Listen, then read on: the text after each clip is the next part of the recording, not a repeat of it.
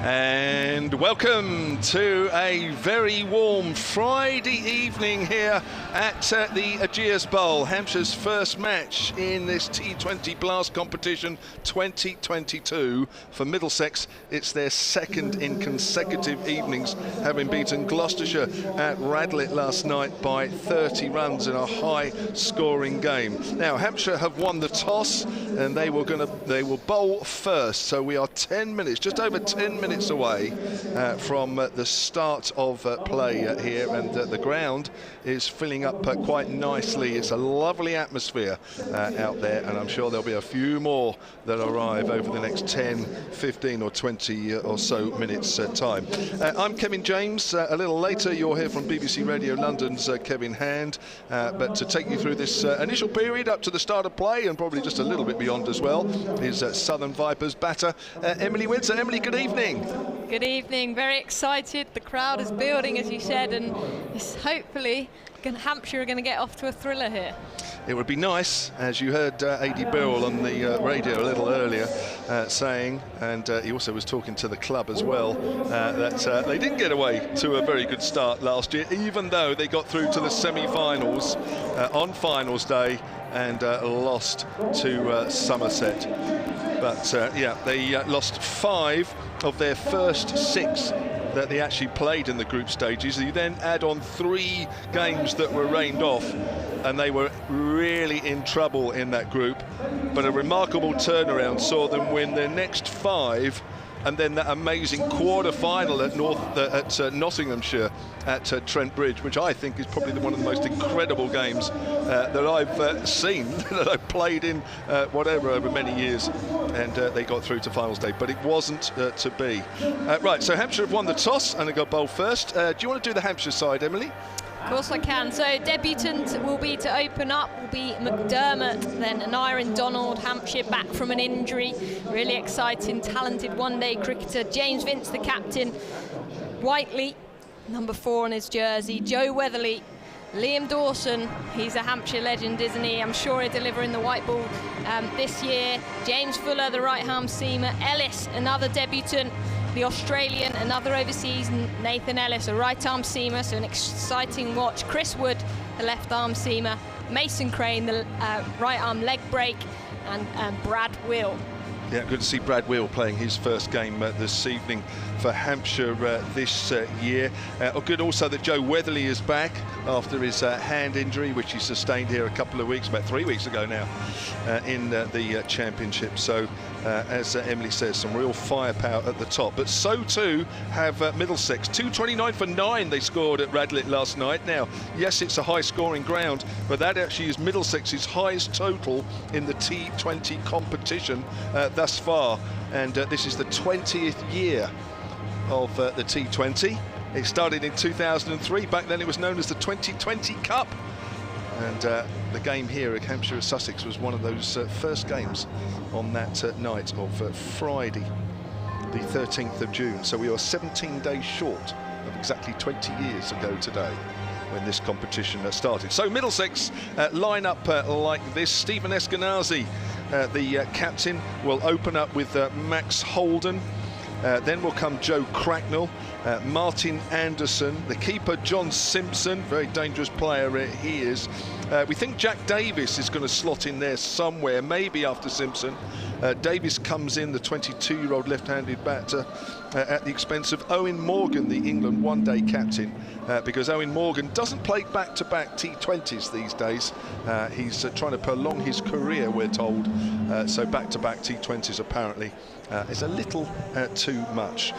So Chris Green, the Australian, then it'll be Luke Holman, Toby Rowland-Jones, the seam bowler, Tilan Walla-Lawita, which Emily's going to have real fun with this evening, the left-hand spinner. She's been practicing hard on that one. Blake Cullen makes up the Middlesex 11. Well, we talked about last year for Hampshire, Emily. I have to say that I think halfway through the group stages, I didn't think it was going to be one of the more memorable T20 campaigns. But my God, by the end of it, it certainly was. Yeah, and look, that shows you, doesn't it, how long this T20 campaign is. A lot can happen, but in short format cricket, you'll hear us say it year on year, momentum is key, and Hampshire got that momentum at the end of the tournament. And we heard A.D. Birrell earlier, the Hampshire coach, he's saying he wants his team to get momentum earlier in this tournament this time.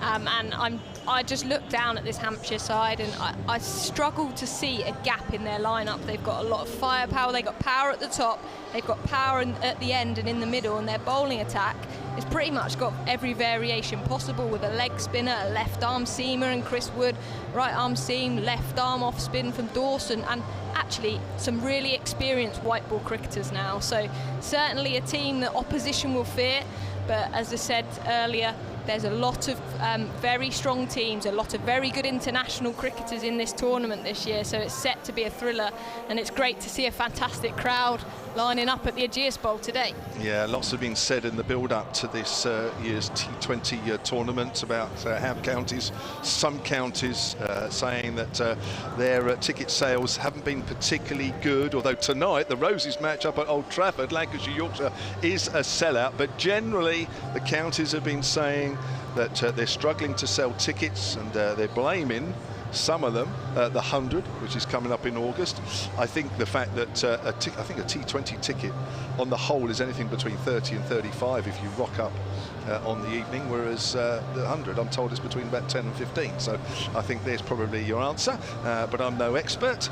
That's just my opinion. But I have to say, looking around at the moment, Emily, this is a pretty decent crowd. Well, I mean, I'm very bad at estimating, but to our right, which is the west side of the ground, it's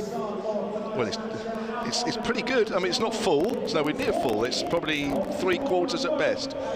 Certainly the open seats are probably nearly 3/4, 2/3, I would say. The Shane Warne stand maybe less than half. The Colin Ingleby Mackenzie stand about 11 o'clock as we look, 10, 11 o'clock. Quarter, maybe. And to our left again in the open seats, that's got to be a good half. So it's a lovely atmosphere. Certainly is, and the pitch is slightly towards the Shane Warne stand, isn't it? So we tend to get more people over there, but what a show Hampshire are putting on. The Hawk going round on a Jeep. I've never seen that before here at the Ageas. The mascot, the Hampshire mascot, the Hampshire Hawk, is doing a lap of honour here. And the game hasn't even started and there's excitement, Kev. It certainly is. I thought you were going to say you hadn't seen the Hawk, or whether a Jeep you hadn't seen before, but it's, we think we've seen the Hawk somewhere anyway. Yes, 20 years since this competition started, 17 days short of exactly 20 years ago today. And for those of you that were around then, Emily just about was around then, but you certainly won't remember because you would have been a baby. This was one of 4 games on that very first night, 13th of June 2003, and this game specifically was chosen as the flagship game to launch this new format of the tournament. And Mystique, who Emily won't remember, an all-girl band, actually performed here. There was around 10,000 people here that night, and it was a warm night like tonight, and a certain Alicia Dixon was part of that girl band, and they were just to our left, actually, if I remember rightly, on a stage, and they were belting out a few tunes. The Hawk is still going round in the Jeep. Does he not know the price of petrol these days? I want to know who's driving the Jeep, because I quite like that job, Kev. I don't know about you, but can I be subbed out the commentary box next game? Apparently it's a hybrid. Producer Carl is telling me back, or presenter Carl is telling me back in the studio. I'll tell you what, the Hawk's lapping up the applause as he goes round the ground. He's around by the tunnel area now. The Hampshire Hawks just being introduced to the crowd in their familiar bright yellow tops and their dark trousers. And we are just minutes away from getting Hampshire's campaign underway. Just a reminder of the Hampshire team this evening then. In batting order, we think we're pretty close to it, that's for sure. Ben McDermott and Aneurin Donald will open up, with James Vince coming in at 3. Ross Whiteley, the Southern Vipers, I hope he's not. The Southern Brave batter, the left-hander, he strikes a mean ball as well. Joe Weatherly, who had a really good competition last year in this format. James Fuller and Liam Dawson will be floating in the middle there, depending on how Hampshire fare. And then we've got Nathan Ellis, the Australian. We've got Chris Wood and also Mason Crane. And Brad Wheel making his first appearance. Now, Middlesex in their familiar pink tops. I always think that's a bit weird, isn't it? Playing a professional sport where you're trying to get in people's faces and you wear a pink top and their dark trousers. And this is a lovely scene here this evening with the sunshine belting out just to our right. There is a little bit of a shadow over the ground, which the Shane Warne stand is making, but that is sort of beyond mid-off at the far end of the ground, so we're not yet anywhere near in shadows, let alone getting dark and the floodlights on later. Although as I speak, the floodlights are on, but you'd have to really squint to notice them. So Middlesex with a win last night. They'll be looking to make it 2-2, and Hampshire certainly looking to get off this year's competition an awful lot better. In fact, to be fair, Emily, they couldn't do any worse. Even if they lose this one, they still got about 4 or 5 games to do better than they did last year. Chris Wood from the pavilion end is going to open up, and he's bowling to Stephen Eskenazi, the right-hander. And Wood bowls, and he's caught behind. First ball is he! He's not moving. All the Hampshire fielders are convinced that he's out, but the main person, the umpire at the far end, says not out.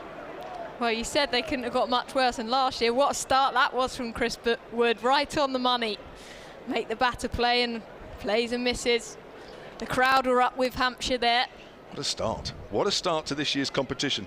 It will be a good wicket to get, because Eskenazi last night in that 229 for 9, which was Middlesex's top score in this competition, made 87 off just 37 balls. He's in form. Here's Wood, left arm over.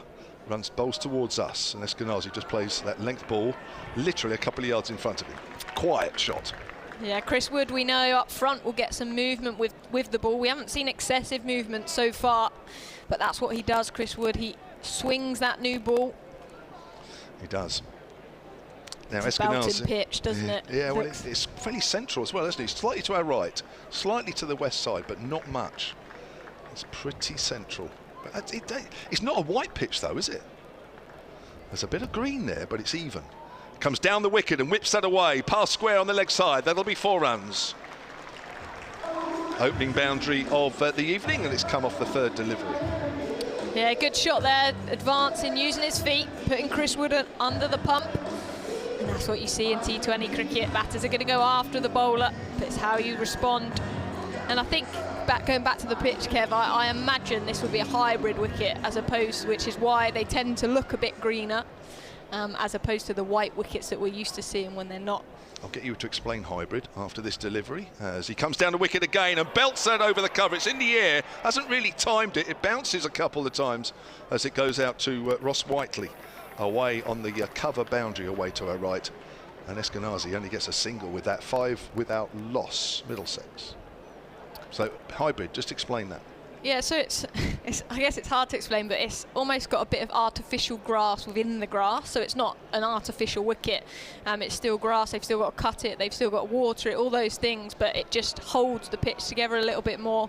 The groundsman will probably be able to tell you better, but roughly that's it. Max Holden, the left-hander, hits that over the cover, over a backward point, and that's racing away for 4. Bit of width there from Chris Wood. 2nd boundary, the over. Yeah, good over, good start this from Middlesex. But it's what you expect in power plays. The batters are going to go hard. Just a bit of width there from Chris Wood, just adjusted slightly too much to the left-hander. Slip in place as well, Liam Dawson, he wants them to be going after those deliveries. It's in the air, but I'm afraid it's over the infield. Wood comes in again and bowls. Holden plays and misses outside the off stump. Bit of a mixed over there for Hampshire. First over done then, 19 left of the Middlesex innings. Remember, it's 6 overs of power play. We're only 2 fielders allowed outside the 30-yard circle, and then they can double that for the remaining overs. Middlesex then having lost the toss and being invited to bat first after that 1 over on 9 without loss. Yep, good start. Brad Wheel will take the new ball from this hotel end, and as you mentioned earlier, Kev, his first team game of the season for Hampshire. He went on loan for a period at Gloucestershire. He's not getting in that Red Bull side, but last year I can go back to that quarter-final in the semi-final. What an impressive last over he had. So he's certainly a very skilled white ball bowler. We want to come in and make a mark to this Hampshire team today. Again, slip still in place. A deep point and a deep square leg out for Eskenazi. Slip. Liam Dawson as wheel in, bowls, and that's hit up in the air towards that deep point. Will they get round? Yes, they do. Great catch. He over the rope, throws it up in the air, takes the catch, and Eskenazi has gone for 5. Middlesex 9 for 1. That's a big wicket, Kev. God, what a catch that was. I'm not sure if that's Nathan Ellis. I'll have to check with that because it's a long way away. But it looked as though it was, first of all, beyond him, and then when he took it, he was going to run over the rope. But in modern fashion now, you just throw the ball up in the air, get your balance back, step inside the rope, easy as you like. That's a big wicket. Eskenazi gone for 5. Yeah, and I think that's a fantastic bit of homework as well from the Hampshire team. We don't often see a deep point, and that fielder was almost placed for Eskenazi to chip it up to him, but a big wicket for Hampshire. He was in form, he got some runs yesterday, but Eskenazi is gone, and that was caught by Nathan Ellis, the Australian on debut. But what a start for Brad Will. Certainly is, yeah. He was the second highest wicket taker for Hampshire last year with 17 wickets behind. Probably somebody who's even more unlucky that's not playing tonight. Scott Curry, the Dorset all-rounder, picked up 19 wickets last year and looked a really impressive seam bowler. Doesn't even get in the side.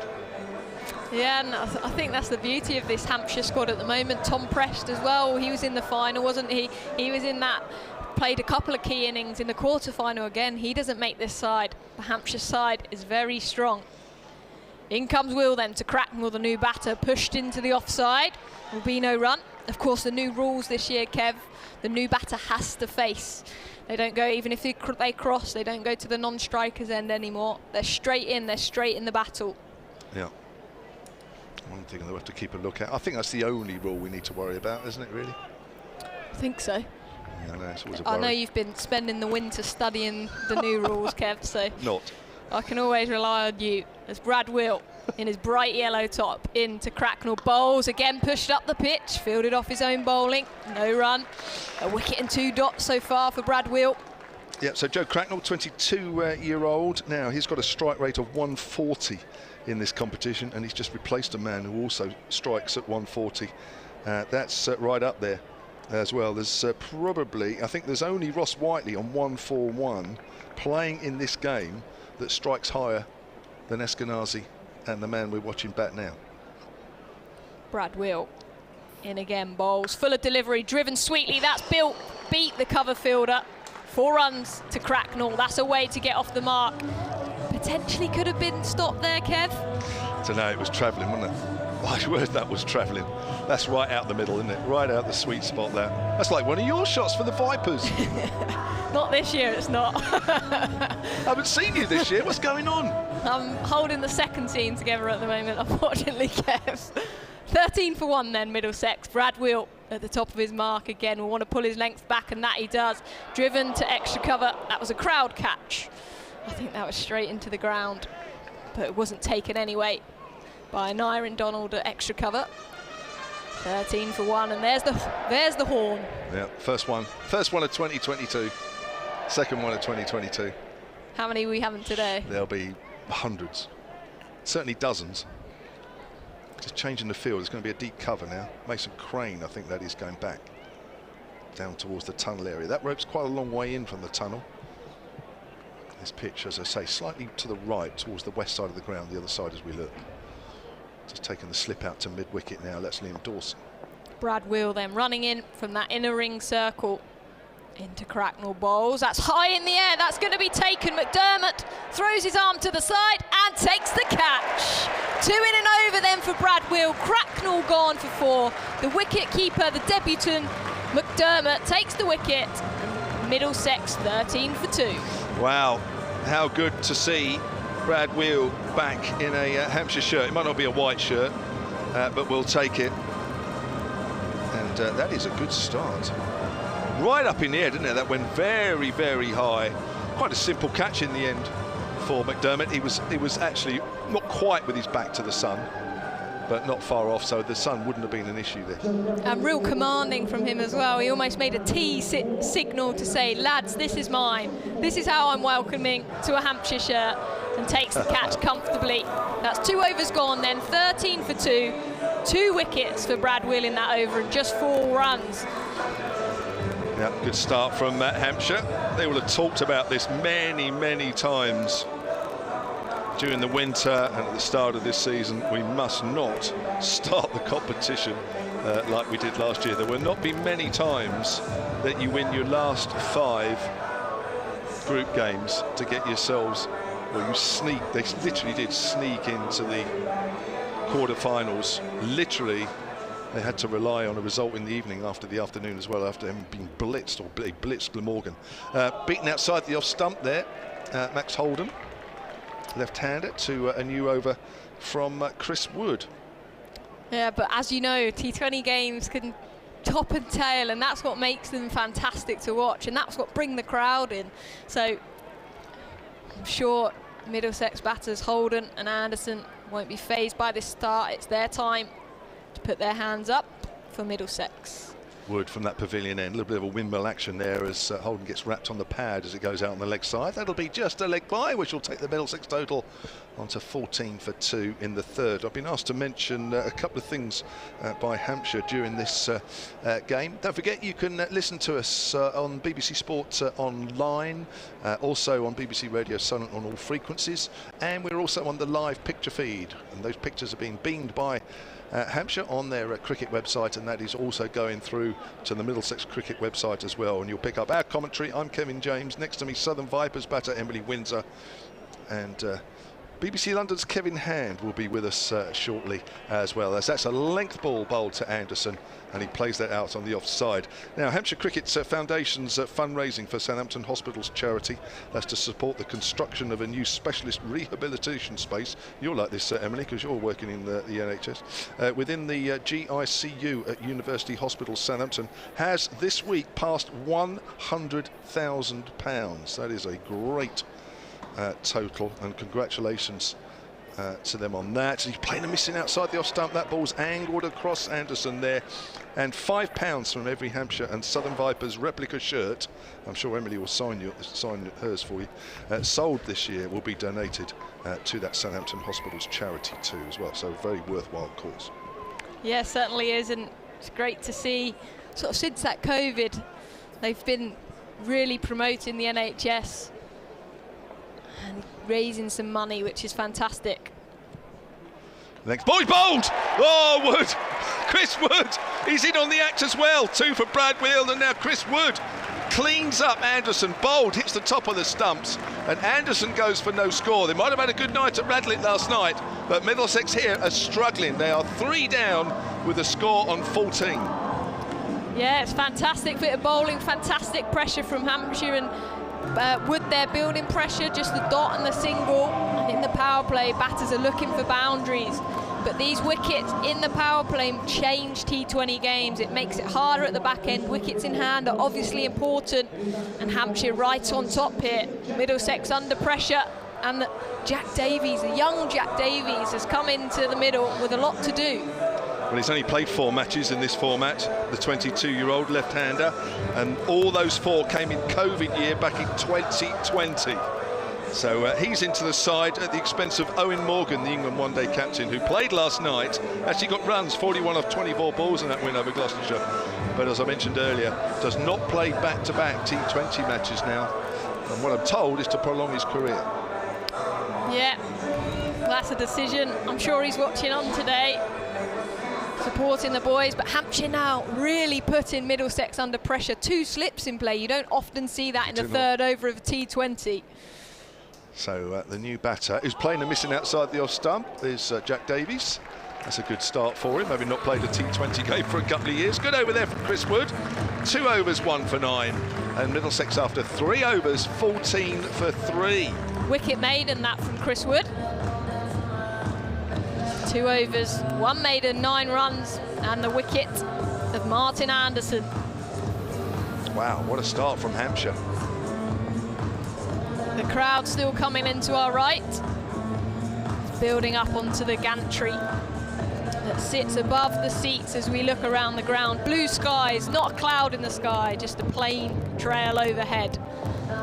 Brad Will, of course, has the ball in hand again. A very attacking field for Hampshire, just getting their fielders in the right position. As Mason Crane scurries round to backward point. In comes Brad Will to the left-handed Holden on his pads, worked into that mid-wicket gap. The skipper, James Vince, comes round, does the fielding, just a single. Holden moves to 5. 15 for 3, Hampshire. They usually reckon that you don't want to lose any more than, what, 2 wickets max in the power play. It's very hard coming back from this. No momentum in the Middlesex innings whatsoever, unlike last night. Totally different for them already. 229 for 9 Middlesex amassed last night at Radley, but we do know that is a quick scoring ground. Field change again to the new batter, Davies, left-handed bat as well. As in comes Brad Will, right arm over, that's turned into the leg side. They're going to run hard here, but Nathan Ellis at deep square leg boundary does well, firing it into McDermott's gloves. Will just be a single, he's off the mark.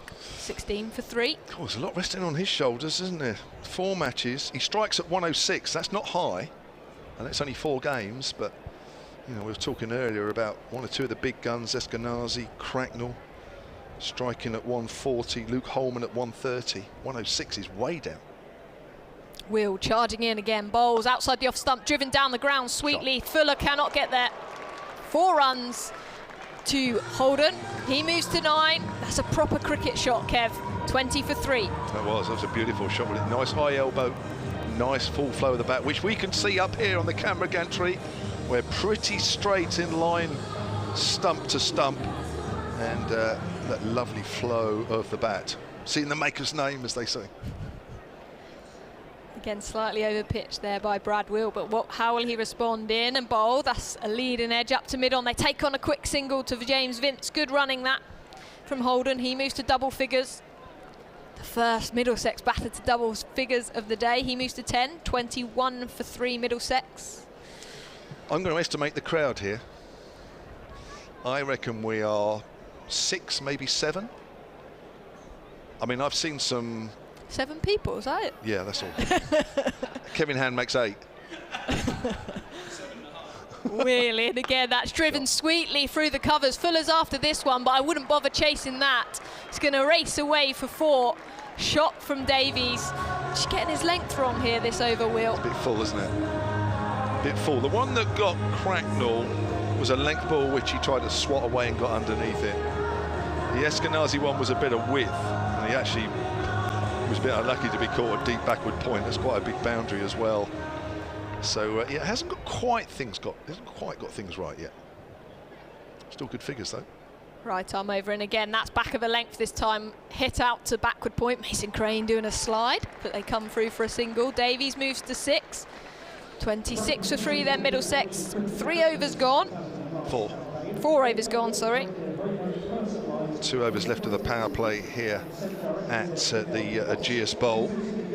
So I'm going for about 6,000 at the moment, maybe a few more. So I think those initial, it may be pre-ticket sales weren't great, but of course today has been lovely on the south coast. I'm sure it has wherever you're listening or watching. I think pretty much over most of the country it's been a lovely day. And I think you get to a point where you sort of get to afternoon and you say, this is a lovely day, I think I'll go and watch some cricket. And I'm sure they've got a lot of walk-ins here.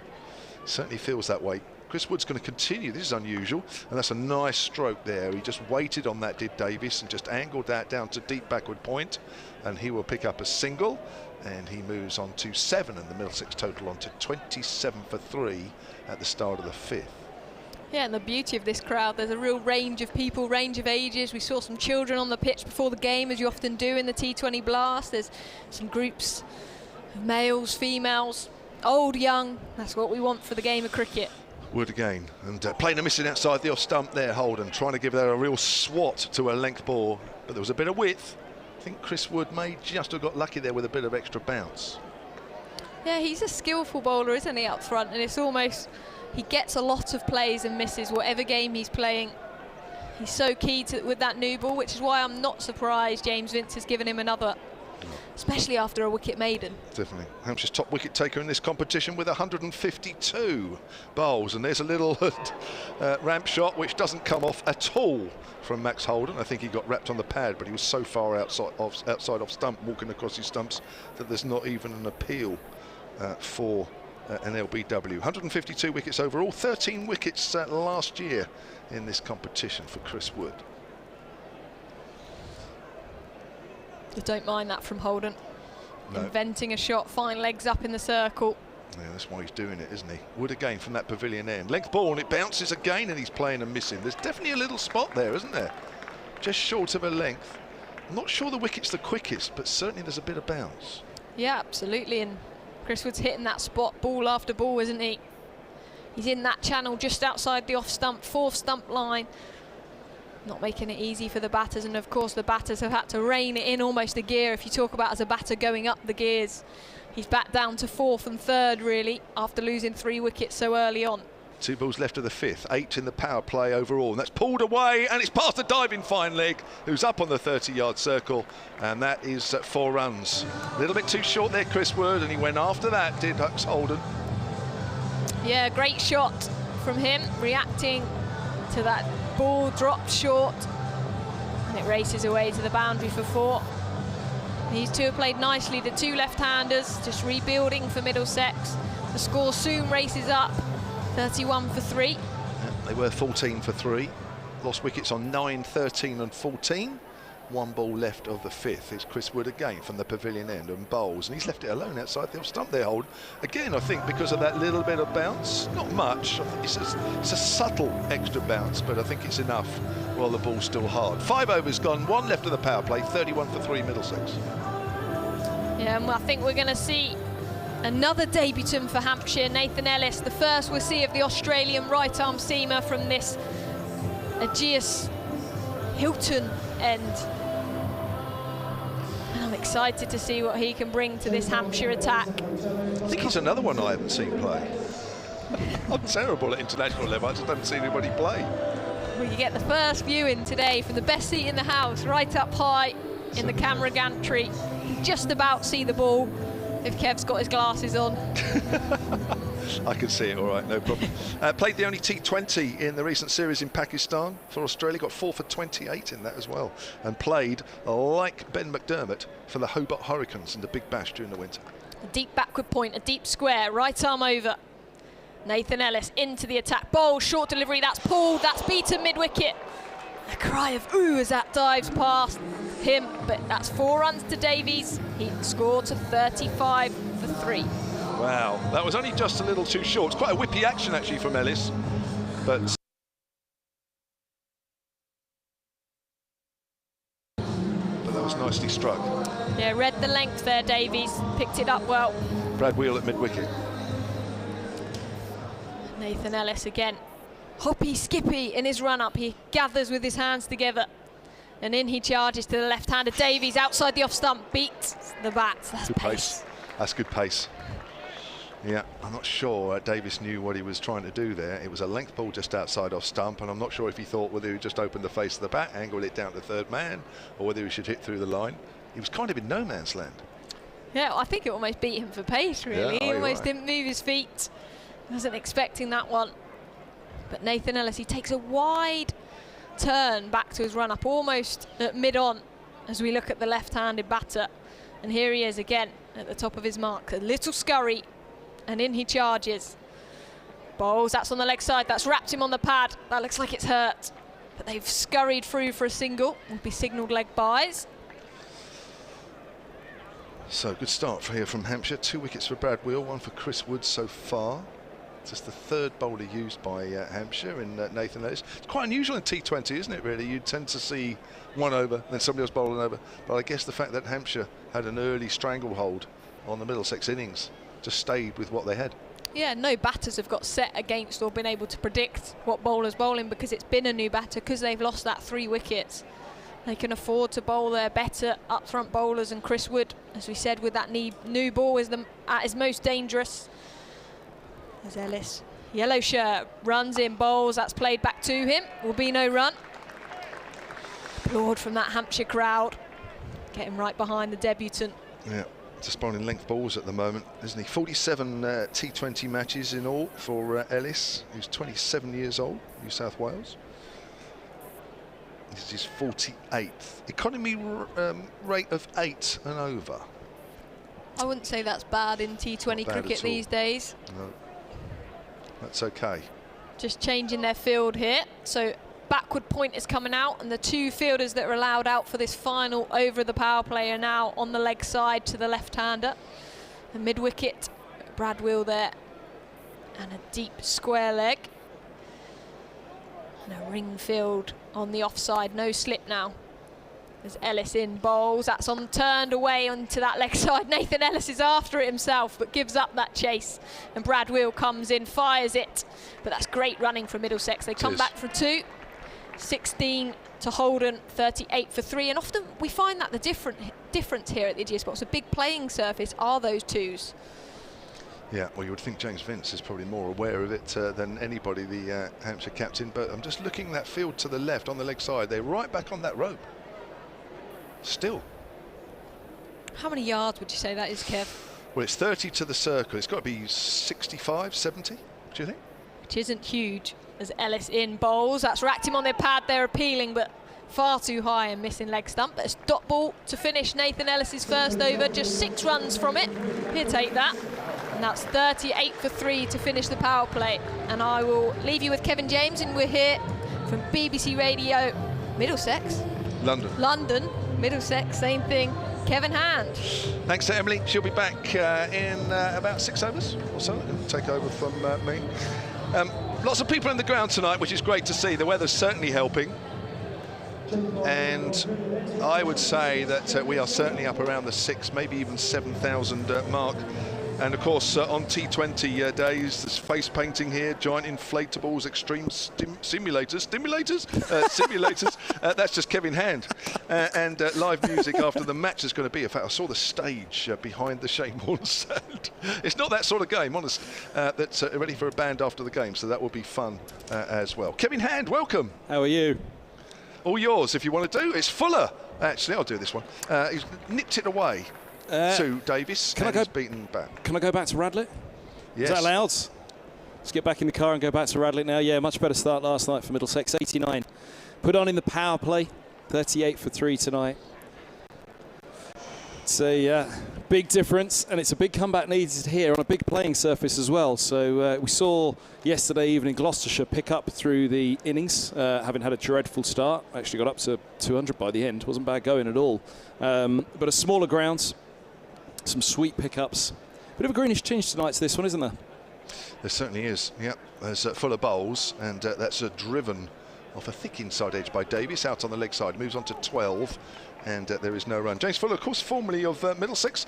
I remember, and you will probably remember as well, when he got 6 for 28 here, playing for Middlesex against Hampshire. Do you remember?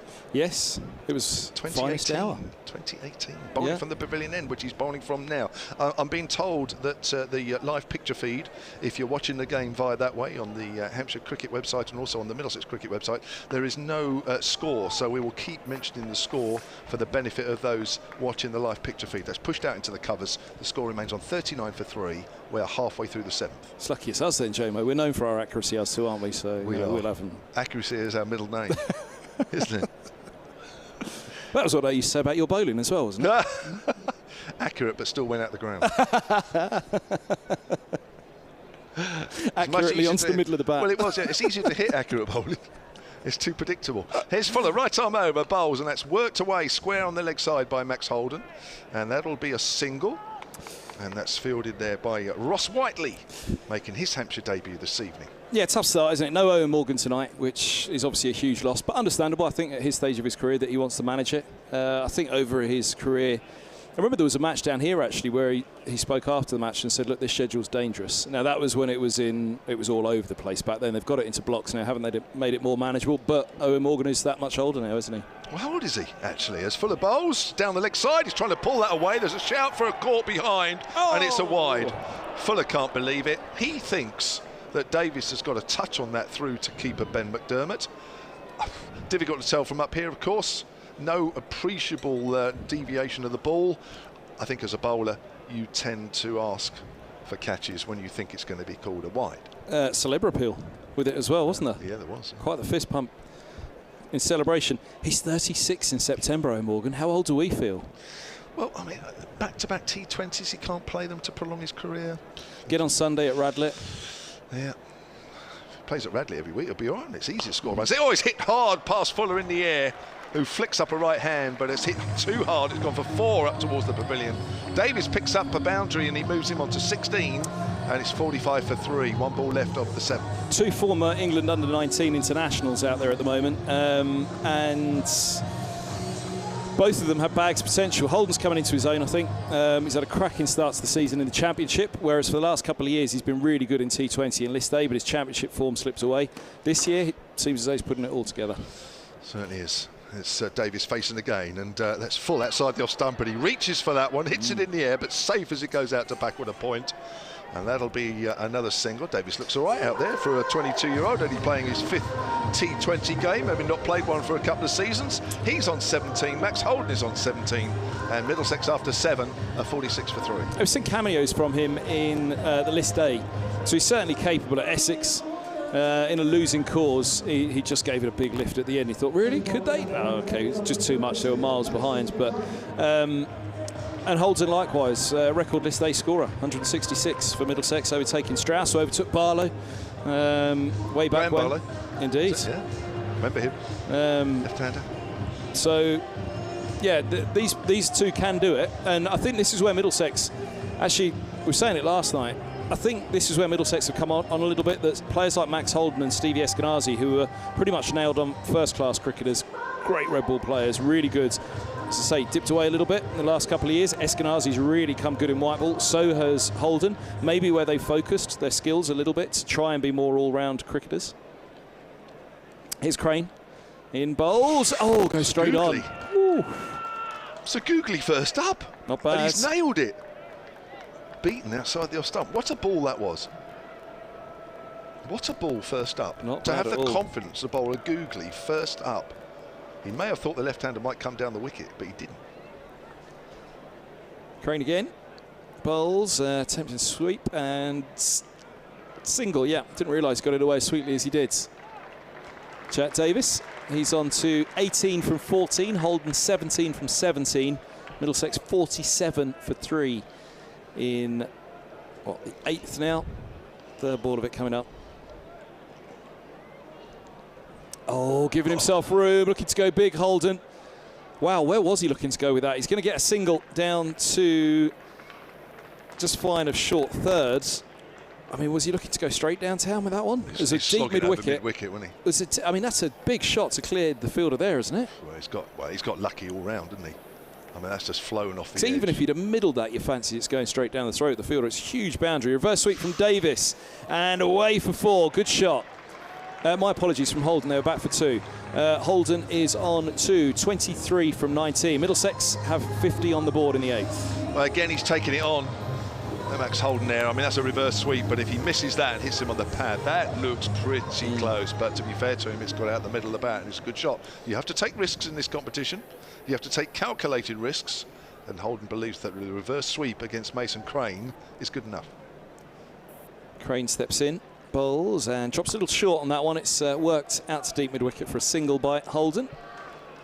Hit it sweetly enough that there was no thought of 2. If it had dropped it just inside the 30-yard, again, it is a big circle out there.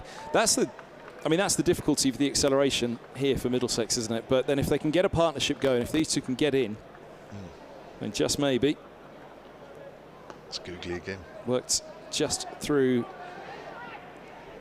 mid-wicket for a single by Davis. He moves on to 19. 55 for 3, end of the 8th here on BBC Radio Solent, BBC Radio London, with Emily Windsor, myself, Kevin Hand, and Kevin James. Yeah, we're also on the live picture feed as well. If you're watching the pictures, there's no score on the live picture feed, so we'll keep repeating the score as often as you can. 55 for 3, as Kevin Hand mentions. Good start from Hampshire tonight. Second over, Stephen Eskenazi scored runs last night at Radlett.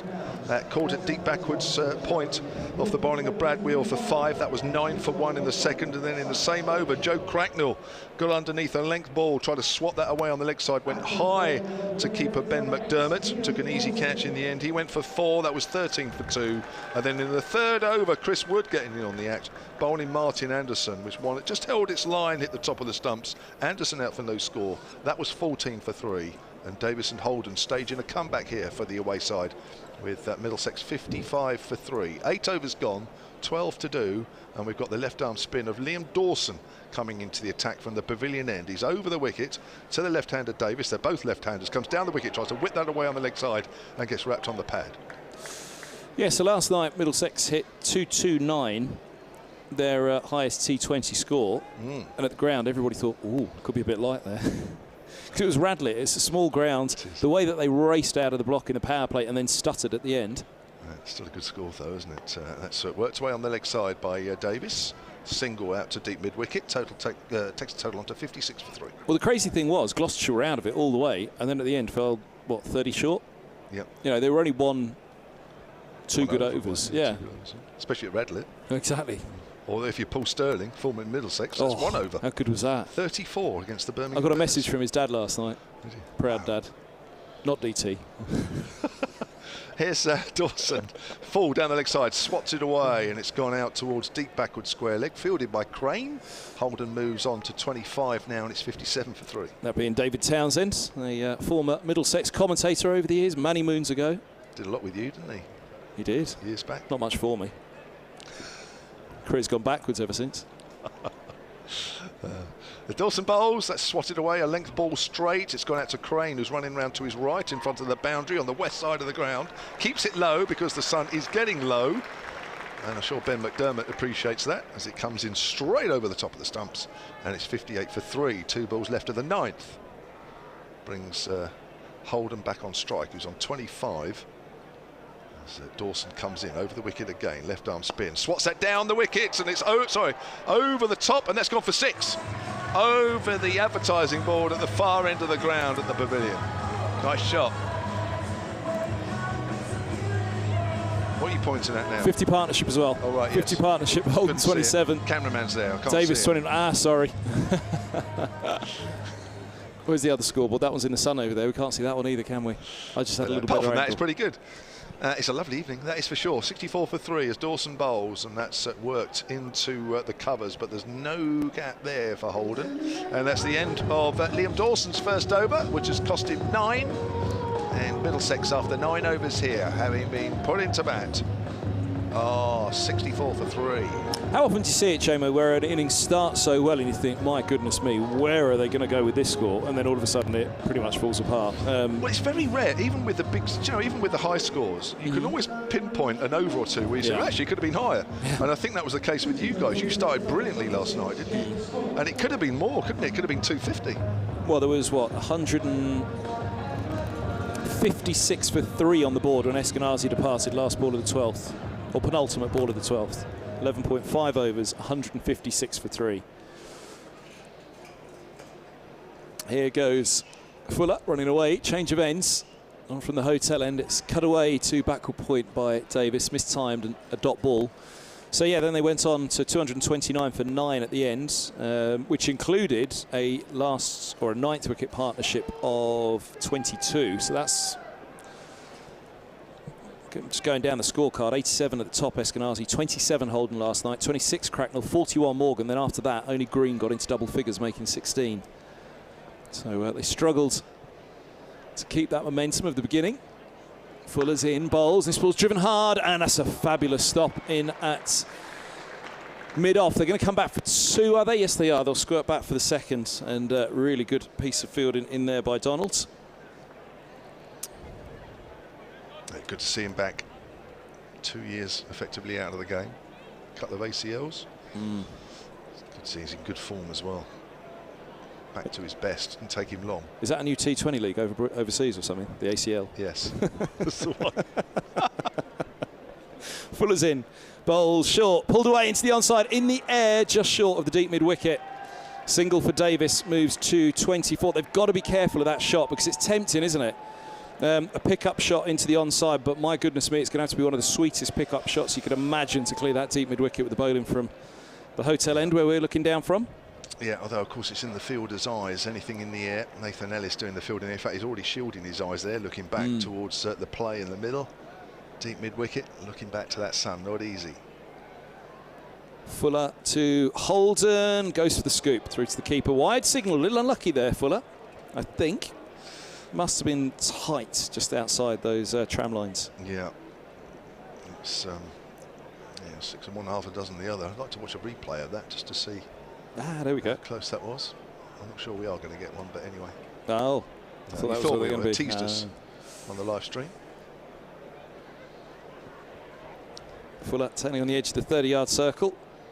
Came from Gloucester to Middlesex, of course. Middlesex's opponents last night. He's in, bowls, and just short of a length. That's nicely bowled. It's a little bit of shape maybe back into Holden on that one. Tucks him up. He's bowled well this year, Fuller. He's playing regularly now. Championship side. Always been one of those that was never consistent enough, really. But Graham Welsh has come down here and has worked with him all winter and really made him consistent, which you talk to a lot of people, and you will have seen him lots for Middlesex.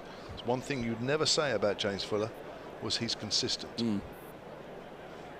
He's past the umpire now, he bowls, and this one's just short of a length and played into the onside, no run. No, exactly that. You always felt watching Fuller, if he could ever put it together. Well, he did. When he did put it together, you mentioned that match down here, but there were various times where he just thought, wow, if he could get that consistency, then what a player he'd be. And that's why he was signed by Middlesex, 90 mile an hour or so. Got Gloucester through to a one-day cup final. He was primarily brought in to help to improve the white ball form of Middlesex. So he's up to the stumps. He bowls wide outside the off stump. That is a wide. Oh, wow! He gets away with that one. I think the umpires evened it up as he with that. The other one, we just thought, oh, that's harsh. This one, absolute wide. Nope, nothing doing. End of the over. 10 gone here at the Ageas on BBC Radio Solent, BBC Radio London. It's 68 for 3. Davis 24, Holden 31. And if you're a Hampshire fan watching or listening to us currently, and you're thinking about coming down to any of the home T20 Blast fixtures this summer, then Hampshire are laying on free buses to all of this summer's home matches here at the Ageas. Direct buses running before, during and after each match from both Southampton Airport Parkway and Hedge End stations. You just simply turn up as Crane switches ends, and he's trying to swat that away on the next side. Appeal for a caught behind, which only McDermott and Crane appeal for. And Davis is trying to swat that away. Is that why it's such a good crowd tonight? Well, yeah, you just simply turn up at the stations and get on board. No ticket required. I mean, this feels like one of the best crowds I've seen for a Middlesex game down here. It's a good one. It's a goodie, and it's getting bigger. That's swept away nicely to backwards square leg. That's fielded by Fuller, who's in the shadows there now, away on the west side of the ground to our right. And Davis moves on to 25 now. He's doing well, the 22-year-old coming in for Owen Morgan. 69 for 3, 2 balls gone of the 11th. Crane again gives himself a little bit of room and hits square bats that over the top of extra cover, and that's running away. That's nice improvisation there from Max Holden, stepping out away to leg side, gave himself some room, hit it well.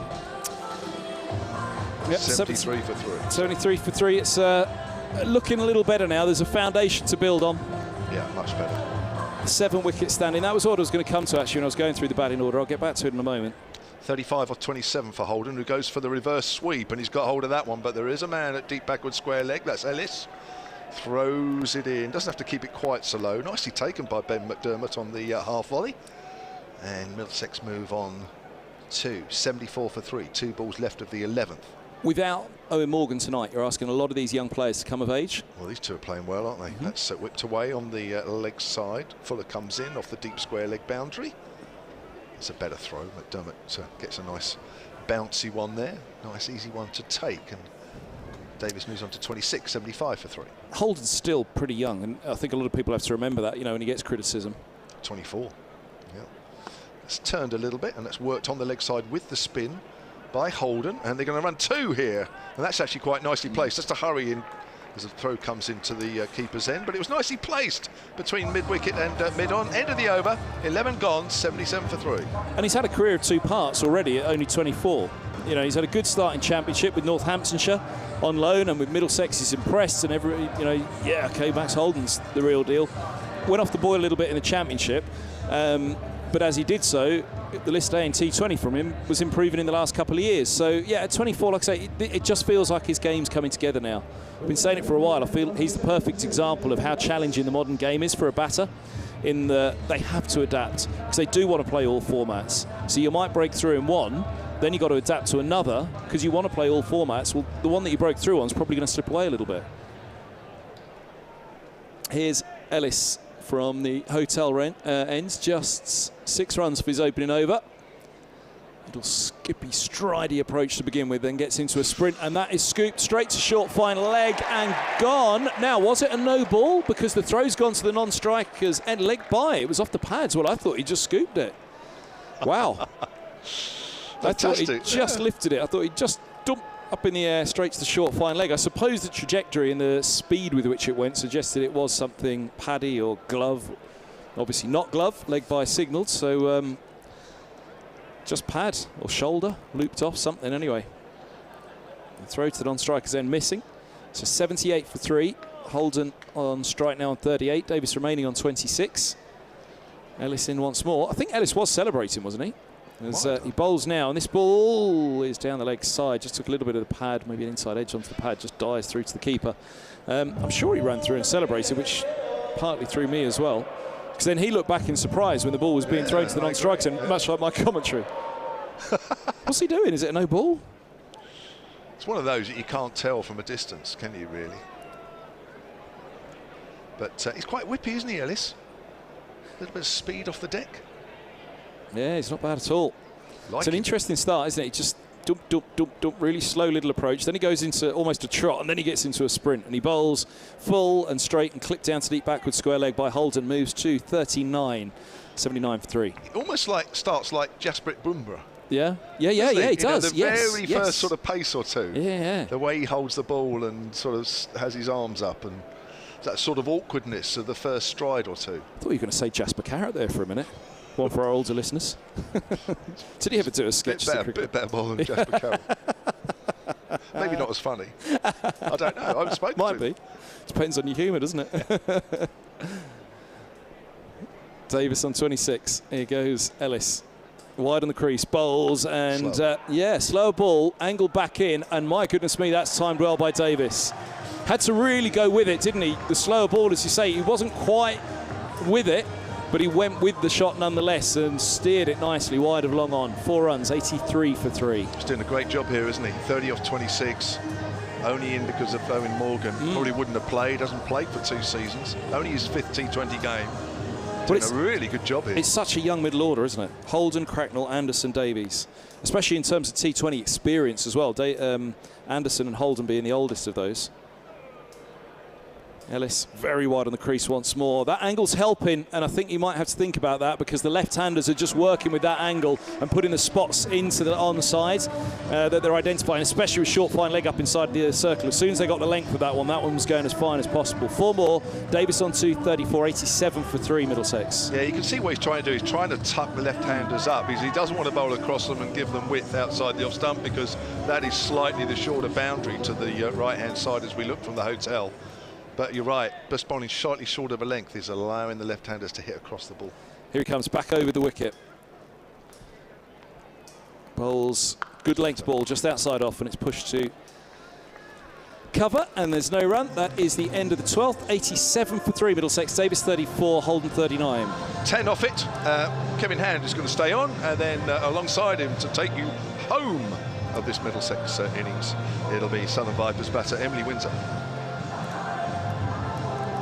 So BBC Radio Solent, BBC Radio London together here on the BBC Sport website and app. We've got the live stream as well on both the Hampshire and Middlesex websites. A very good evening wherever you're tuned in, however you're tuned in. Lovely to have you with us. A very good evening, first time from me, Emily Windsor. Lovely to see you too. Yeah, it's been great to be alongside you, Kev. I said I'm in a Kev sandwich today. 2 Kevs and then an Emily in the middle. I'm probably just going to leave that there. 87 for 3. What did JMO say in reply? What did JMO say in reply? It's Holden on 39 on strike. This ball's a low full toss and driven down to long off for a single. 88 for 3. You mean you didn't get a look out of the corner of his eye from Kevin James when you said that to him? Shoot me back to the cricket. What's impressed me the most out of these two, Kevin, I wanted to say, because I've been off air, is how they've manipulated the field. They've been pushing the twos. They brought the fielders off that boundary, and then they've been able to punish them, splitting the field and getting their boundaries. Bit of flight on this, and the use of the feet from Davis. Single out to deep mid-wicket. Coming back for the second. It is a big, big boundary on both sides we've been mentioning. They've done it comfortably in the end. 36 now for Davis, 90 for 3. Yeah, and exactly as I said there, now as a fielder, you don't want those batters to be getting the two. So do you come off the rope? Do you get tighter? But then that makes it easier for those batters to split the field and find the boundaries, fine margins. And one, these Middlesex batters are manipulating well. Right into the block hole, dug out and down to long on. A single for Davis.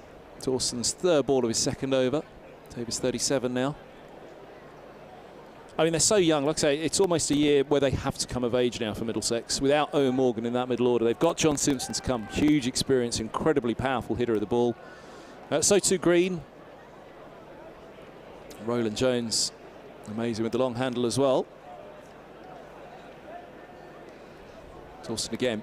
Oh, swing and a miss, and he's gone. That is the end of Max Holden for 40. He's been stumped, just that little shuffle, looking for a huge shot down the ground. What are we in, 13th over? Yeah, I guess the charge is well worth it now for Middlesex. But Holden, a brilliant recovery between he and Jack Davis. He's gone for 40 off 33 deliveries, stumped by McDermott. Dawson with the wicket, and Middlesex lose their fourth wicket with the score on 91 and 2 balls left of the 13th. Yeah, important breakthrough that for Hampshire. Those two were set. They were building a really nice platform for Middlesex after losing 3 early wickets in the power play. But the man Hampshire turned to yet again, Liam Dawson. He always holds his hand up in that yellow shirt, and he's done so again today. But just as you were talking, the hard-hitting John Simpson comes to the crease. Yeah, so still a job to be done here for Middlesex. They are recovering from a very slow start, and part of that slow start is the wickets gone. 3 big wickets. So that was what I was just coming to. The batting to come for Middlesex. Luke Holman, fabulous batter. Chris Green likewise. Toby Rowland-Jones. Walla Luita can give it a whack also. Cullen's no mug. So, you know, they do genuinely bat all the way down, Middlesex, but you don't want to leave it late. You don't want to leave it for somebody else. So that partnership's given them a platform, but a platform I think that another partnership's got to take on rather than doing it in bits and pieces from here.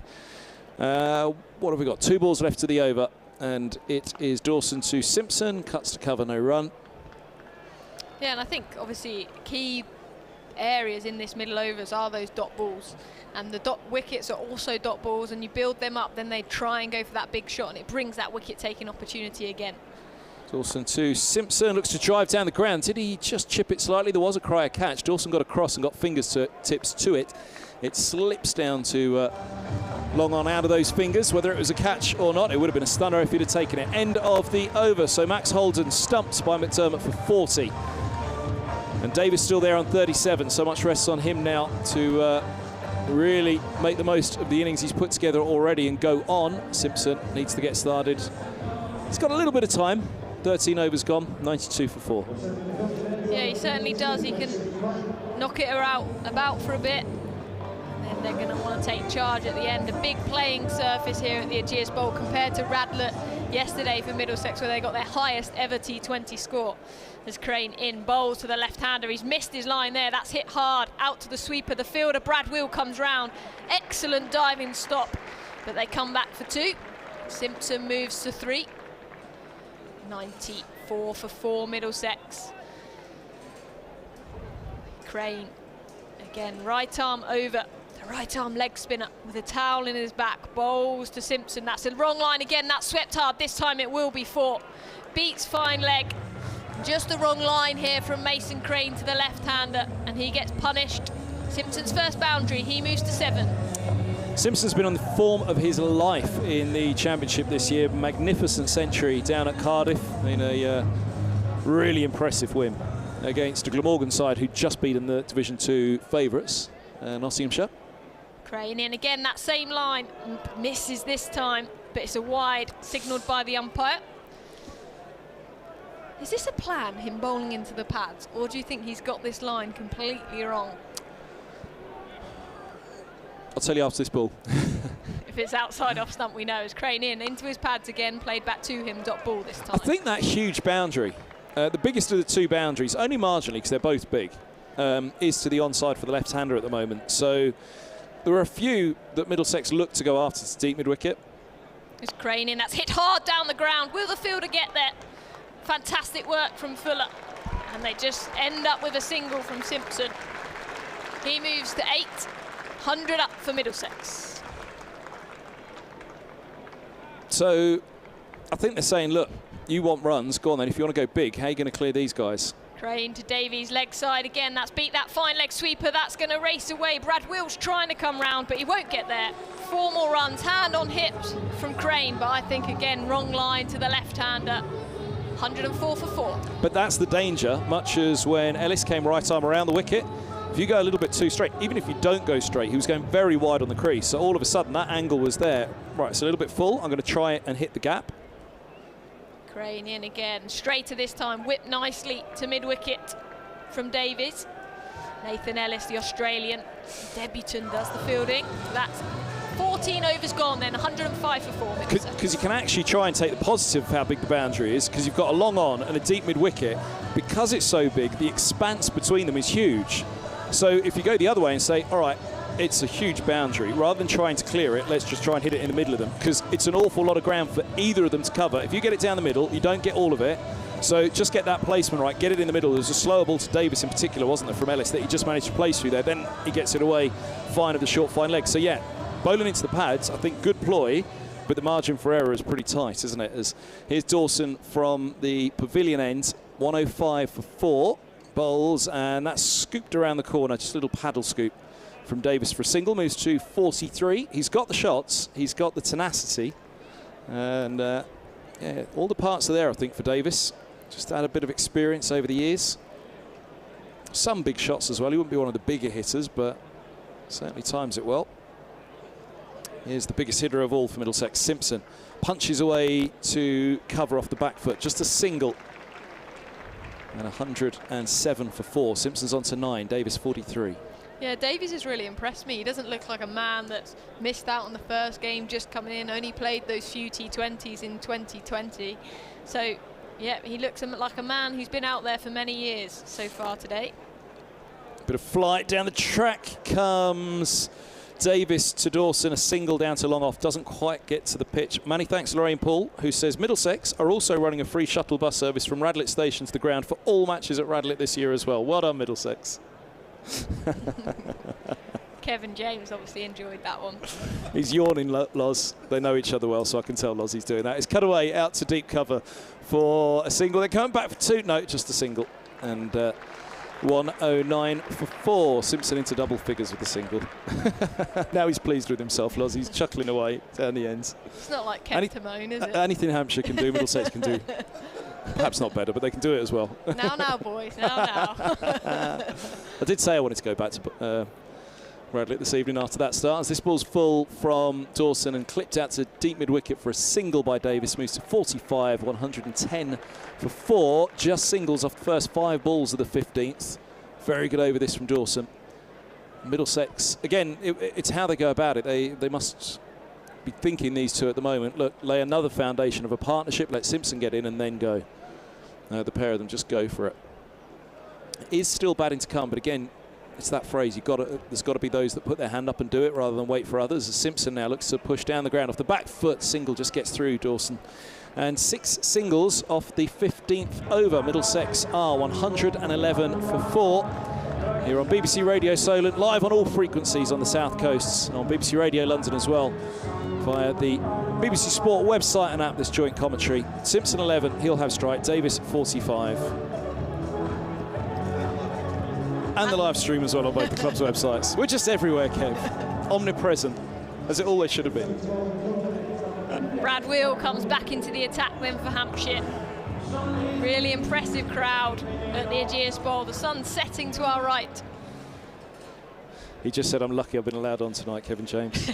We don't need to go into the reasons why. Brad Wheel then, right arm over into the left-handed Simpson. That's pushed into the offside, just be a single. Hampshire will be happy for this at this stage. 112 for 4. I've got a question for you. Oh, yeah? We've got 4.5 overs left. Yeah. What are Middlesex getting here? What's a good score? Well, What's a not defendable score? Well, now that's a good question. Yeah, that's a good question. What's a good score? I always try and think in these situations, if you said to Middlesex, right, you can walk off the field with this now, would you take it? Will to Davies, advances, hit down the ground, hit hard, hit sweetly, but fielded well by an Iron Donald. Just a single, diving to his right there. Davies moves to 46. Toby Rowland-Jones bowling brilliantly at the moment. Blake Cullen bowled brilliantly against Hampshire last year. The spinners are doing all right. And Martin Anderson's bowling really well as well. So they've got a lot with the ball. Brad Wheel then, 4 fielders out on the leg side, a cover fielder out on the boundary on the right. That's hit high into the air. That's going to drop way short of those fielders on the boundary. Fielded well by Nathan Ellis, but they come back for 2. Just a little chip, a pitching wedge that onto the inner ring. Simpson will move to 14, 115 for 4. Well, that's what we were talking about for Crane as well, wasn't it? Bowling into the pads. You know, there is that option to try and find those gaps on the leg side for Middlesex. Maybe not try and go over the top of them, just go through the middle of some really large gaps on the onside between, 4 back on the boundary rope. Right arm over, wheel in, shorter, that's pulled nicely out to that mid-wicket sweeper again. Nathan Ellis got a bullet arm, fires it into the Australian gloves, but McDermott. They've got to go at least 10 and over from here, haven't they, Middlesex? You'd like to think so. 26 balls to go, 6 wickets in hand. You said you got some big hitters at the end. Another 40 from here gets them to 156 with big boundaries. That could be defendable. Past the umpire, Wheel bowls full. That's hit over the offside. A cry of catch it. Whiteley can't get there. The left-handed Hampshire fielder. Just a single. Davies moves to 47. 117 for 4 Middlesex. 4.1 overs remain of this first innings. I mean, that's another one where the ground's so big it's actually playing into the batter's favour because they're not getting hold of it, but it's falling well short of a field who are all rightly on the boundary rope. Blue skies then, not a cloud in the sky as Will charges in. That's short, that's pulled, that's out the ground. That's right into the groundsman's hut. And that's the first 6 of the innings, first 6 of the summer here at the Ageas Bowl. Goes to Simpson of Middlesex. He moves to 21 off 13. 1, 2, 3 for 4. Second 6. First 6 that's gone square, isn't it? There was the one down the ground from Holden into the mesh at the pavilion ends. But the first one that's gone square, and that's important to say because that's a huge shot. We said that Simpson is the biggest hitter of a cricket ball for Middlesex. That was a humongous shot, wasn't it? Absolutely huge. And to clear that boundary rope, you've got to hit like that tonight. That's the only option. It's got to be massive if you're going to clear that. Effortless as well, wasn't it? Pure timing from Simpson. Just a good bat swing and cleared the rope. The pitch is slightly to our right here, but it's nearly met the groundsman's hut, that concrete area to our left. Those that know the Ageas Bowl on the full. Big hit. 4 overs remain then, 123 for 4. Yeah, I had to check myself on that when I was thinking that's first 6 of the night and we're in the 16th, but there was that one, wasn't there, for Holden. Shows you how big that this pitch is, this playing surface. Oh! Bowls him. Absolute wonder. Davis looking to scoop. Top of middle stump is out of the ground for Ellis. 1, 2, 3, 4, 5 Middlesex. Start of the 17th, and it's Davis who's batted so very well for 47, who's gone. His 37th delivery, 38th delivery I think that is now, and just looked to step and scoop, paddle it over his shoulder, and the middle stump goes. Really good stuff from Ellis to hold his line and length, hit the top of middle. First Hampshire wicket then for Ellis. The overseas makes his mark in the first game.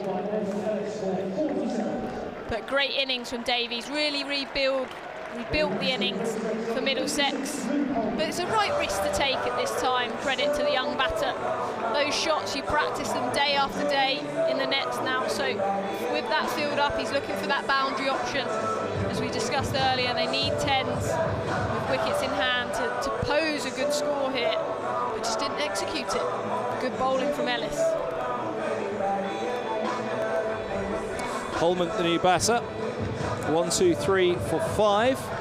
And Ellis bowled his last over from the hotel end. From the pavilion end, he's setting off once more. Second ball, so Holman. He's a cool customer, as I keep saying. The very strongly built 21-year-olds. Ellis bowls to him now, and Holman opens the face just in front of backward point. They'll get 2 here. That's a deep backward point, and Holman's off the mark first ball. 1, 2, 5 for 5, Middlesex.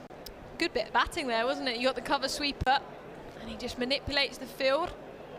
Gets 2 runs effortless. And obviously with the pace on the ball from Ellis, he races out towards those boundaries. Feels like it's going one or two ways here. They'll all just start going and it will come off, or they'll all start going and it'll fall in a heap. Which is not me sitting on the fence. I do think that it's got that feeling here that they're going to have to try and go to 150, 160. Cut away this one by Holman. Sorry, I keep thinking this is your end. Ellis bowls him and they've taken 2. Holman has gone to 4 from 2, which that'll do as well. And that's where I think Middlesex have been quite cute, particularly in that last partnership. But even with the one with Holden before, I think they did pick the gaps and play the ground well. Yes, it's an almighty boundary on both sides tonight, but there are ways that you can work with that, and I think Middlesex have done that pretty well, but they're going to have to do it. You know, the new batters coming in are going to have to learn from those who've gone before and see what they've done and try and do the same pretty quickly, which is a lot easier said than done. Either Simpson has been incorrectly informed Ellis is coming around the wicket, or Ellis is setting off from behind the umpire, which he does. A couple of steps to his right, and then he charges in, bowls, and Holman drops a single this time, straight to cover. He's 5 from 3. Middlesex are 128 from 128 for 5, and there are 2 balls left to the 17th over. So what, 20 balls left of the innings, and impressive over this from Ellis, isn't it, so far? No boundaries. When you're bowling in this period, don't want to leak any. If they can keep these to 2s or 1s, Hampshire will be happy. And Simpson do. What will Ellis do? He's going to come back over the wicket, which is an interesting one, because I was thinking Simpson might try and go down the ground with this. And yeah, look, long off is coming up to mid-off, so they're not going to give Simpson anything other than a shortish delivery here with mid-off up. He bowls, and wow, he's gone fuller. And has he double bluffed him? Oh, it's got through backward point, just dropped it into the offsides, Simpson, and they've taken 2. Middlesex 130 for 5. 1 ball to come of the over. Simpson still on strike. So mid-off an extra cover up. So you're expecting its length at best. It was just full of a length, in fact, on the off stump. Yeah. Joe Weatherly, I think with the sun right in his eyes there, that's a horrible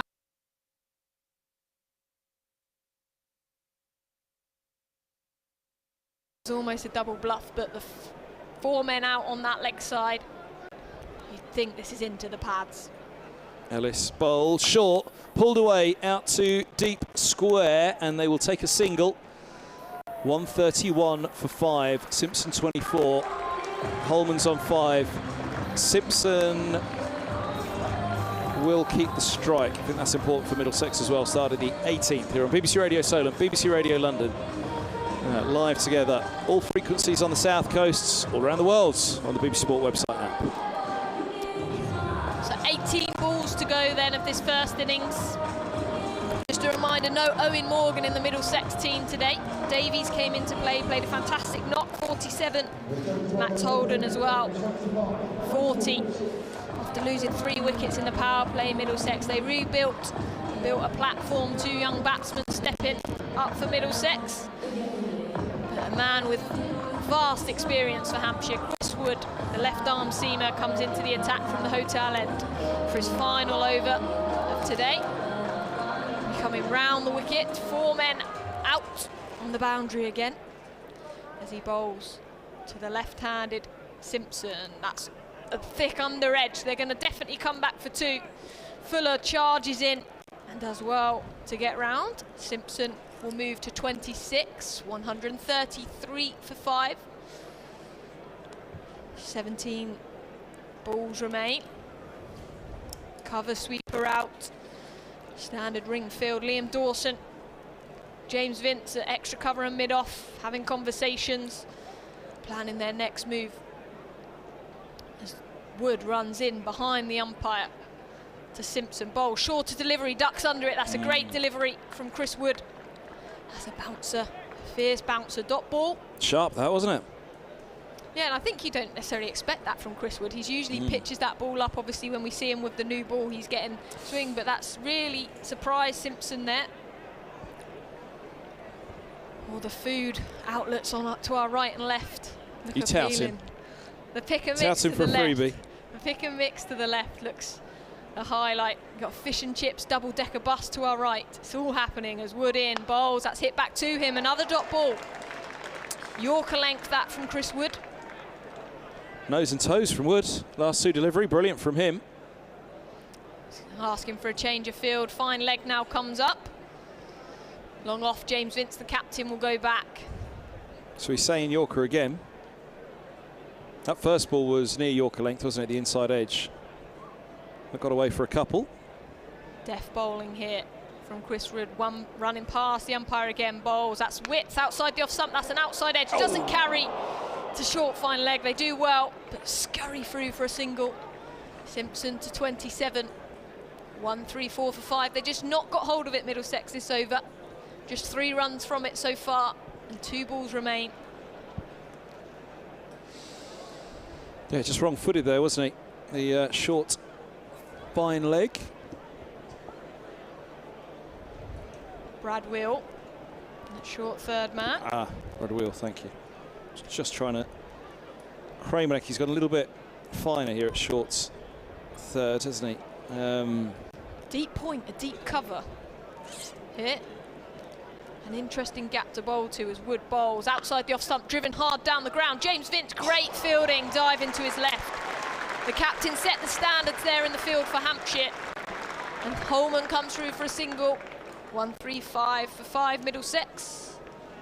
13 balls remain of this Middlesex first inning.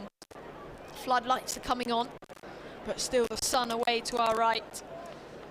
A few tiny clouds now in the sky. But it's a belting evening here at the Ageas Bowl as Wood bowls. That's a Yorker. He's bowled a full toss, didn't execute it, but an iron Donald at long on. Does the field in there. Great running. That's a direct hit from the boundary, but safely home was Holman. Again, good running from Middlesex. 28, 29 he moves to. 137 for 5, 2 overs remain. That's me done for the innings. See you in the second innings. Emily, what did we say? 157, is that what we said they'd take? Yep.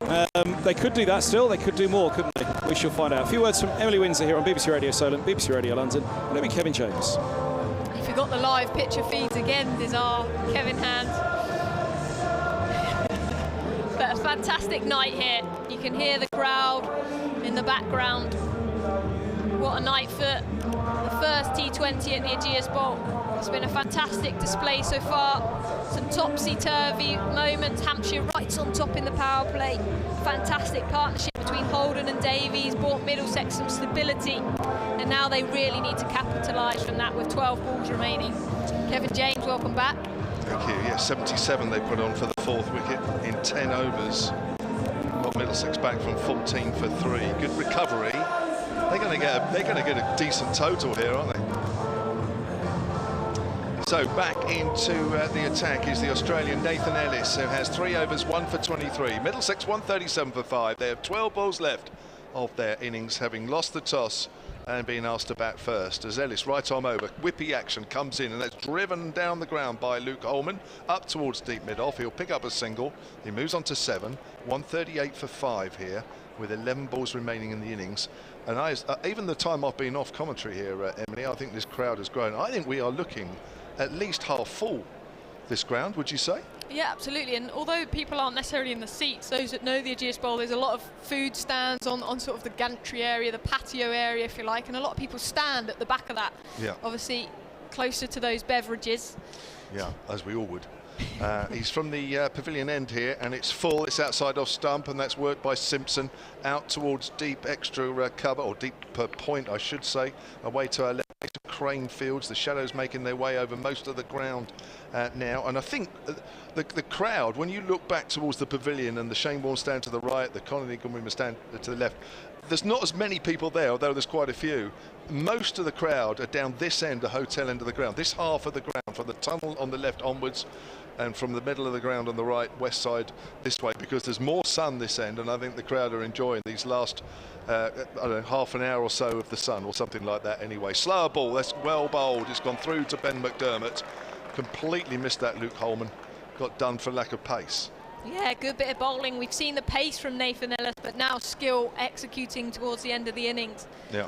Fantastic watch for Hampshire fans. Some great signings. McDermott, the other Australian, the other overseas, will be looking forward to opening the batting for Hampshire. He's currently got the gloves, red gloves as well. Oh, yeah. What do you think to that with the yellow Hampshire kit? It stands out. I haven't seen red gloves for a long time. Alan Knott gloves, way before you were born, or even a twinkle in your parents' eye. The Alan Knott gloves were red, and they were the main gloves. I haven't seen a pair like that for ages. Oh, he's hit on the helmet, I think, trying to work that away on the leg side. Short delivery there from Ellis. I think we're going to have a little break here, or did it come off the shoulder? No, the umpires are signalling. I think we're going to have a little break. We're going to have the concussion protocol, where he's going to be asked a few questions just to make sure Luke Holman is okay. So while we take a break, 1:40 for 5. We have 8 balls left in this Middlesex innings. I've mentioned most of the crowd down this end of the ground, and it is quite a few, I have to say. There's not many free seats, but looking left and right at the hotel, just about everybody is occupying a balcony on all 3 floors, and it does provide a fantastic sort of personal box, doesn't it? Your own private, personal, entertaining box, doesn't it? And you can have who you want in it. You can have who you want in it. You don't have to worry about all these other people in the crowd. I think you have to be a bit careful. I think loads of people used to have in the early days sort of just friends. Everybody came up and there was loads. I think there's a limit now, but what a way to spend an evening as lovely as this. But of course, if you're in the hotel, if you're in one of these boxes, you miss out on all the things that Hampshire have put on. There's a bouncy castle on top of the hill. Yep. Ahead of us. You'll be on that later, won't you? I might walk around, get some pick and mix, and then go on the bouncy castle. How does that sound? Sounds wonderful. I'll probably throw up on my way back out to the commentary box. Right, we're back underway then, with 8 balls left, and it's Ellis to bowl to John Simpson, the Middlesex wicket keeper, and Simpson works that away hard along the ground up towards mid-on. You could hear that crack in the effects mic, and that's fielded up the top end of the ground there. And that'll be a single. Takes Simpson on to 31 off just 22 deliveries. Who's bowling the last over here, Kev? Brad Wheel? Well, Wood's bowled out, hasn't he? 4 overs, 1 for 20. How good a spell is that from Chris Wood? Especially after his first over went for 9 runs. That's true, yes. That's true, yeah. 3 overs, 1 for 11. Good comeback from him as well. Brad Wheel probably, I would say, as Ellis comes in, and that's hit hard over his head, and it's going to be 1 bounce, and it's gone for 4. That's a lovely sweet strike off the bat of Luke Holman there to end that Ellis over. And Ellis has completed his 4 overs, 1 for 30, and Middlesex with 1 over left at 145 for 5. Hands on head there from Ellis, because it was fantastic over till then. Just the 1 boundary from it, which will take in the death. That second to last over is always important, and it will be Brad Wheel to bowl the last. He's picked up 2 wickets so far in this Middlesex innings. Stephen Eskenazi for 5, first ball of his spell. And then Joe Cracknell for 4. They were the 2 wickets, 2 of the 3 wickets that went in the power play. But he's got to change his tactics here for the death overs. The death over, 6 balls remain then, 145 for 5. Kevin Hand wanted 157. Can Middlesex find a way there? 4 fielders out on the leg side. Fine leg, deep square leg, deep mid-wicket. Long on and a deep cover. Wheel charges in, bowls, and that's a player miss outside the off stump. Dot ball to start. Yeah, he's got to be careful this over, because Simpson strikes at 131 per 100. You know, that's getting up there. You know, we've got a couple of players on show tonight, but 3 players on show tonight that are in the 140s, early 140s. But you know, 130, you know, puts him in a bigger bracket here tonight. So Will's got to get this right. As Will from the hotel end. In again to the left-handed Simpson. Forward, hit down the ground, ducked out the way of that. That's racing away for 4. Timed sweetly by Simpson. He moves to 35 from 24 now. 149 for 5, Hampshire. That's what I mean. You know, that ball's in the slot to be hit hard. You know, you don't strike 131 career without being able to play at this in this situation. You know, I think Will's going to be a little bit cleverer than this. He's going to get it further up. Missed Yorker there, would you say? Maybe, well, this is the thing, isn't he? He's probably attempted it and got it wrong. Wheel in again, shorter delivery, that's hit high in the air. Has that gone all the way? There's a fielder under it, can't do anything. Right. Over the rope for 6, effortless again. That's a great hit. It's gone for the short ball, isn't it? And he's swatted that away through mid-wicket to the big boundary side. That is a great shot. 150 up then for Middlesex, 155 for 5. All the 5s here. I think Kevin Tann's 157. They're going to be going way beyond this with the last 2 deliveries. Dot, 4-6. Dot, 4-6. 3 balls left. James Vince having a conversation now with Brad Wheel. They need to make this plan right. The Simpsons cashing in so far. Fine legs coming up. And backward point is going out. Yeah, I think James Vince just needs to know what plans that Wheel has for these last 3 deliveries, because this could make or break Hampshire in terms of a win or a loss now. This is a crucial 3 deliveries. Wheel to Simpson, gone straight up in the air, that's gone high. McDermott again, chasing backwards. That's a fantastic catch from McDermott. Again, arms out to the side, he was taking control. Simpson gone for 41 off 26. 155 for 6 and a big wicket for Hampshire. He was going large this over. Brad Wheel comes back well. Yeah, he needed that. Simpson was striking it well there.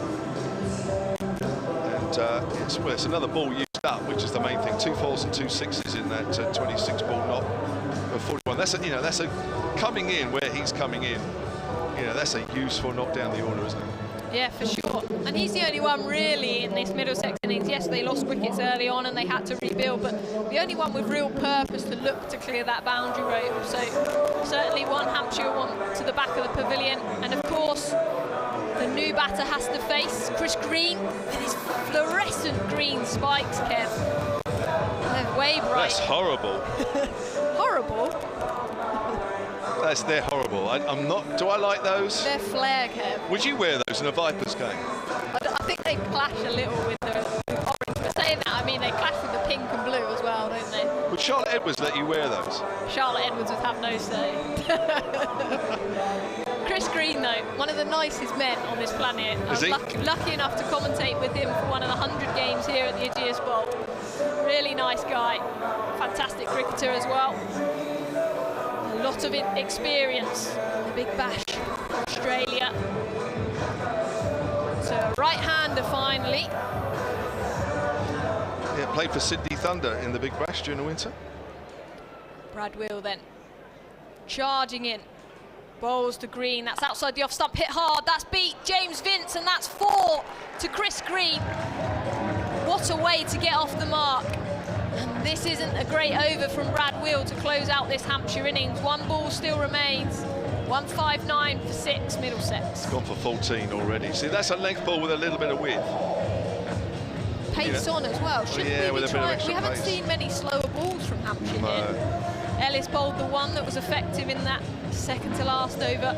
Just not quite got this right, Brad Wheel.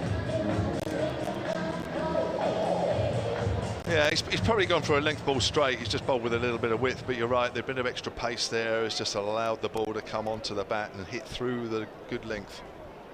But yeah, it's expensive. It's, you know, this for me is a good total. Having been 14 for 3. I think Hampshire will feel that they just let this get away a little bit. Middlesex have done well here. Holden, Davies and Simpson all in the 40s. Good knocks. Sure. Just getting the field right then to the right-hander. Taking their time. James Vince just slowing the pace of the game. When the team's on top, you need to take that time. Really get these angles right. Well, it's just got to be full now because he's moving the backward point squarer and the extra cover squarers, it's got to be full. Final ball then, Will bowls, that's hit, that's a thick outside edge, there's no third man back. Fielders charging after it, and it skips on for 4. 8 off 2 balls then for Green. What a way to finish the Middlesex innings. 163 for 6. Hampshire require 164 to win. Middlesex with the momentum there at the end of the innings. Holman, 11 not out at the other end.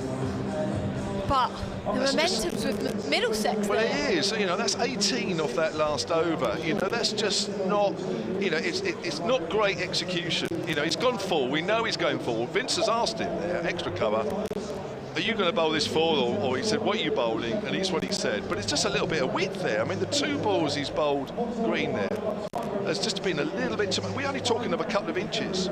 But it's small margins in this competition. You know, and that's cost 8 runs. And for me, you know, 163 for 6, it should have been more 155 at most. In this situation anyway, it probably should have been less anyway, at 14 for 3. But, you know, those extra 8 runs, even those last 2 balls, that 18 on the last over, which probably should have been 10 at most, maybe 12. You know, I think, you know, if we get a close game here, you're going to look back at this last over and say it just wasn't quite right. Yeah, for sure. Let's look back then. 77-run partnership after losing 3 early wickets. Middlesex between Holden and Davies really set up for this firepower at the end. And the Hampshire bowlers, Chris Wood, the pick of the bowlers, the Hampshire stalwart, 4 overs, 20 runs, 1 wicket. And then also Nathan Ellis, the debutant, 4 overs for 30, 1 wicket. We only saw, interestingly, 3 overs each from both Crane and Dawson. Crane a little more expensive, going for 31. Dawson 20, picking up that 1 wicket.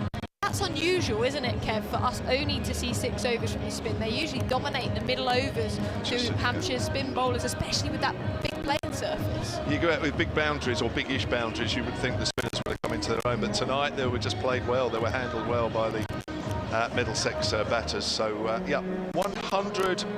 What was the total again? I've lost it. 163 for 6. 164 to win, Hampshire. Yeah.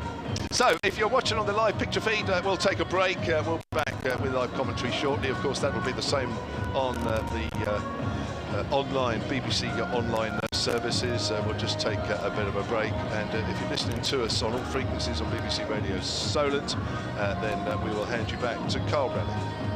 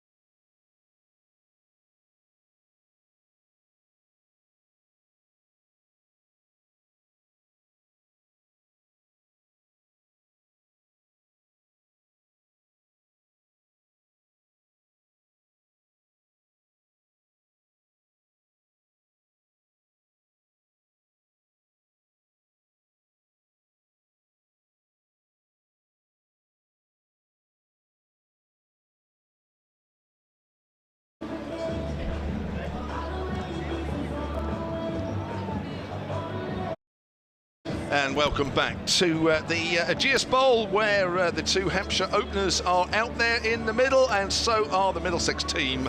And Hampshire will shortly begin their quest to score the 164 runs needed for victory this evening. And Middlesex, Kevin Hand, I think will be fairly satisfied with their total at 163 for 6, having been 14 for 3. Yeah, I was just weighing it up, looking at the scores up and down the country tonight, and it looks light in that sense, doesn't it? But then you factor in the big boundaries here this evening, and sixes at a premium, weren't they, tonight? I mean, Simpson, those 2 sixes that he hit square, goodness me, the size of those shots, extraordinary. So it's going to be interesting, the power play. How aggressive are Hampshire in the power play? I think they have the freedom to be, don't they? You can always gamble a couple, but you know, it's not a target that you have to panic against for Hampshire. Here's Roland Jones, his right arm over. First ball is eased away into the offside, and there is no run. So, yeah, it's a sizable target. McDermott on strike first up, Donald at the other end. But I think it's one that, again, they're never going to be fully out of it, are they? But equally, again, gambling in this power play. If they get a very good power play underway, then all of a sudden that becomes a small total, doesn't it? So, worth the gamble. Roland Jones with one slip in place. Bowls, forward defence from McDermott. He's bowling in the form of his life at the moment, Roland Jones. Not quite the pace of yesteryear, and those injuries that he suffered after his Test debut. And took South Africa by storm, didn't he? I'll take your word for it. So you don't watch Division 2 cricket and you don't watch Test cricket? No. Leaves me a bit narrow-minded, really, doesn't it? Roland Jones is in. Bowls, bouncer down the leg side. That's tight. Wide signals. Roland Jones doesn't like it. Jagged a little, didn't it, I thought, from the angle that we're sat. It felt as though just off the surface, maybe it jagged slightly. Had it not, I think he'd have been fine. As I say, a little harsh. Yeah, definitely. So Ben McDermott, the top run scorer in the Big Bash during the winter, 577 runs, striking at 153. And that's higher than his career in T20, which is 131, so he's in good form. Roland Jones comes in, bowls, snips back in, cry of catch. Was it an inside edge onto the hip? No, just hip through to slip. Did that carry more anyway? For Cracknell? I think it did. Yeah. He seemed to get up as though he was ready to appeal, I thought. But nobody else was really going with it after the initial cry of catch. Good atmosphere around the place, isn't it? Lots of that sort of murmuring, chattering in the background. Roland Jones bowls. He's driven hard to extra cover. No run. McDermott also scored his maiden one-day international 100 during the winter in their recent tour of Pakistan. At the end of March, he scored it in Lahore.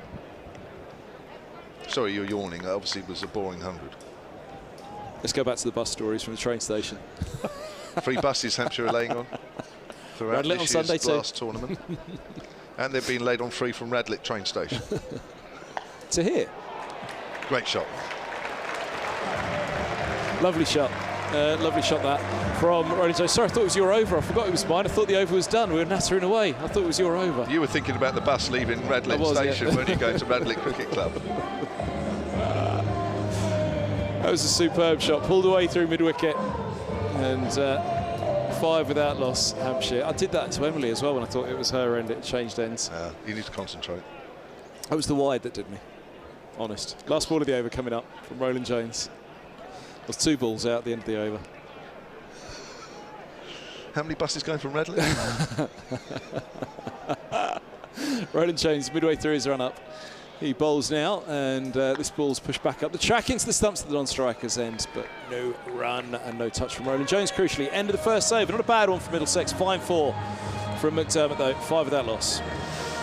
So top scorers in the Middlesex innings, 3 players reached 40-47 from Jack Davis, playing only his 5th T20 game, 47 from 38 deliveries coming in the middle order. Opening the batting, Max Holden, 40 off 33, holding the top order together as they lost 3 early wickets, and then 41 from John Simpson, the wicketkeeper, of just 26 deliveries. 3 wickets from Brad Wheel, but he was expensive. 3 for 46 from his 4, and there was a wicket each for Liam Dawson, Nathan Ellis on his debut, and Chris Wood, 1 for 20 from his 4. Very good figures from Hampshire's experienced left-arm seamer. So, bowling from the hotel end is Martin Anderson with his right-arm seamers. He's only taken 3 T20 wickets, and all 3 of those were last night at Radlett, funny enough. Yeah, it's all about Radlett at the moment. Big job for him. No Shaheen Shah Afridi was expected to be here for this one. No Tom Helm, injured with that side strain. Bowling to Aneirin Donald then. Length ball. Donald plays and misses outside the off stump, trying to drive on the up. Nice shape on that ball as it went through to keeper John Simpson. Just shaped away a fraction and a little bit of bounce. Good start. Interesting they've got Anderson first ahead of Cullen. We enjoyed watching him from side on at Radlett, funnily enough, last year against the James whole world Vince doesn't end in Radlett, by the way. I know we're going there shortly. We're up there. Is that where you are? They've sent you to Radlett this year. Again, I know. Anderson bowls, and it's a length ball which Donald drives to extra cover.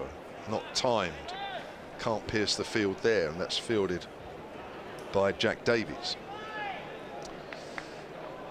So, sun not quite disappeared over the horizon, away to our right in the west, but it's still a very pleasant evening here at the Ageas Bowl. The ground, I would say, at least half full. It's a good crowd. As Donald drives up to mid-on, he's going to take a quick single as the throw comes in at the bowler's end. The off stump is knocked out by Roland Jones, but Donald's home. And Hampshire move on to 6 without loss, and they've faced 9 balls so far. Remember, 164 is the target. So no sun at all on the ground now. Completely in shadow.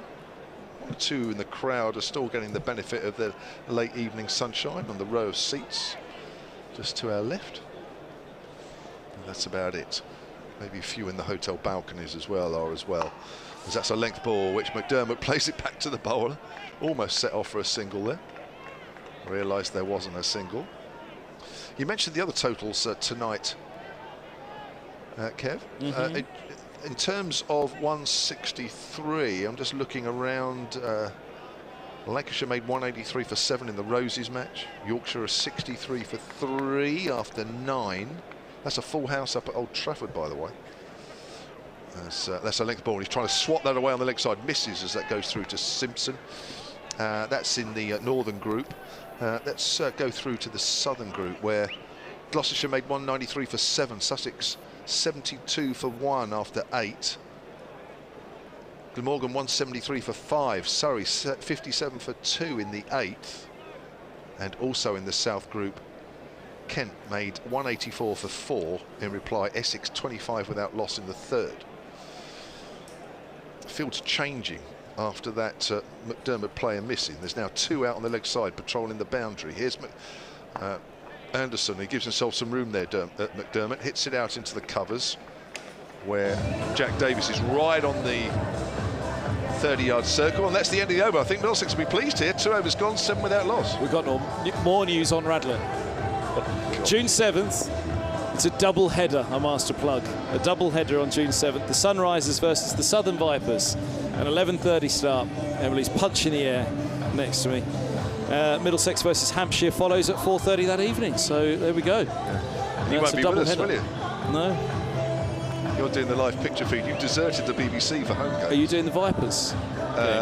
It's a friendly, isn't it? Yeah. So no. I'm doing it. You come sit with me if you want, if you're early enough. I do.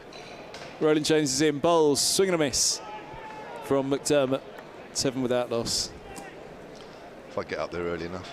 Depends how many sandwiches I put your way for the press tent. You're actually doing the friendly on the stream. Yeah, Southern Viper. Well, it's a double header, so let's do it. You've got to commentate on Emily. Yeah. Can't wait. If she's playing. Did that game the other day. You playing that one? Right.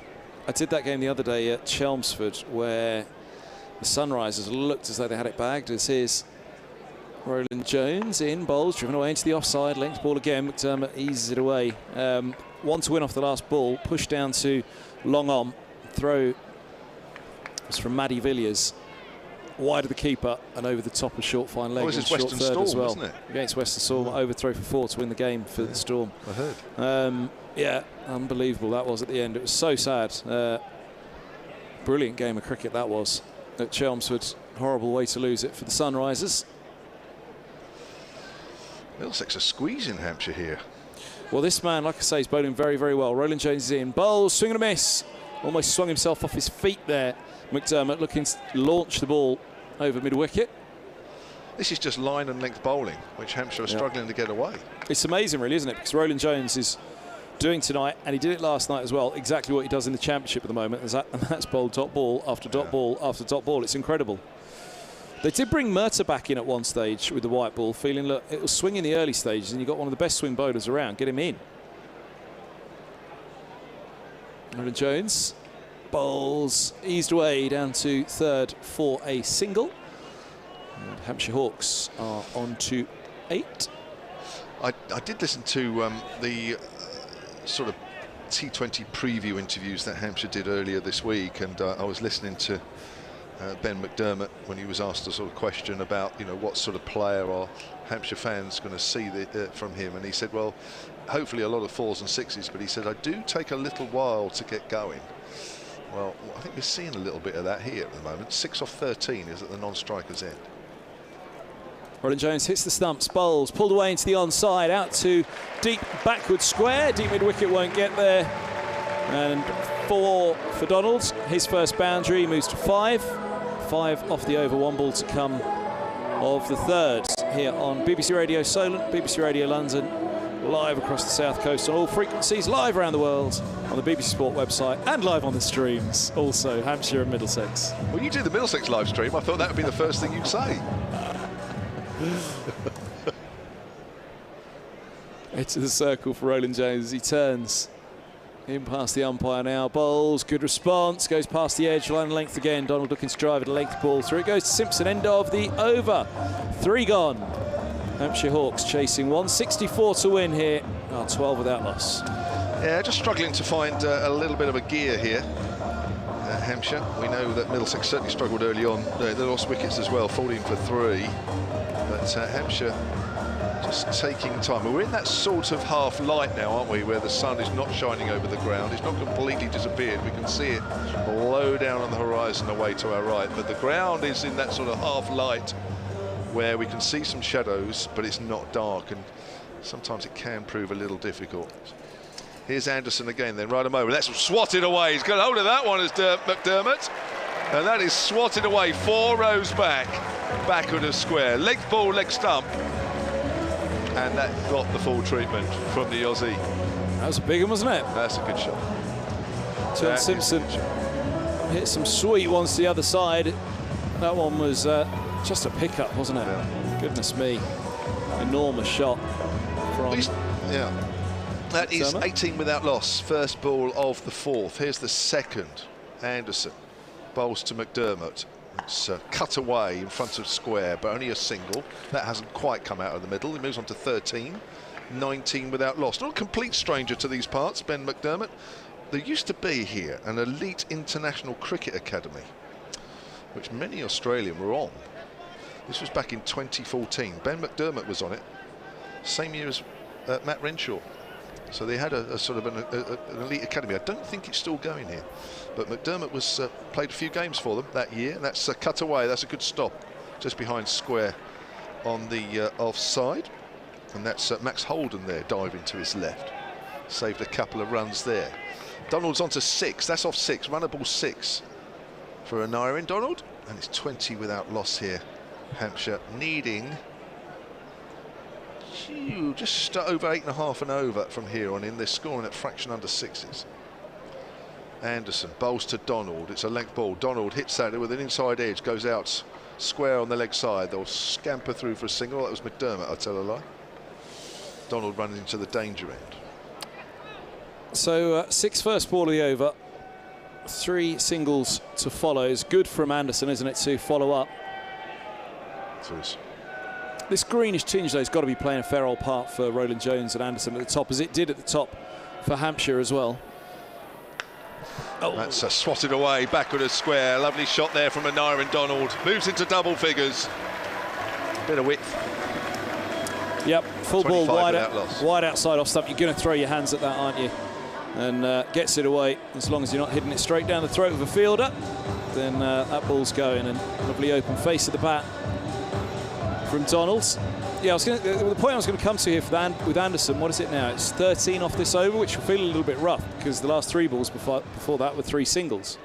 Seeded 15, last ball of his second over here and bowls. Donald drives up to mid-off. They run a quick single to Eskenazi, the Middlesex captain, who's quite deep there at mid-off.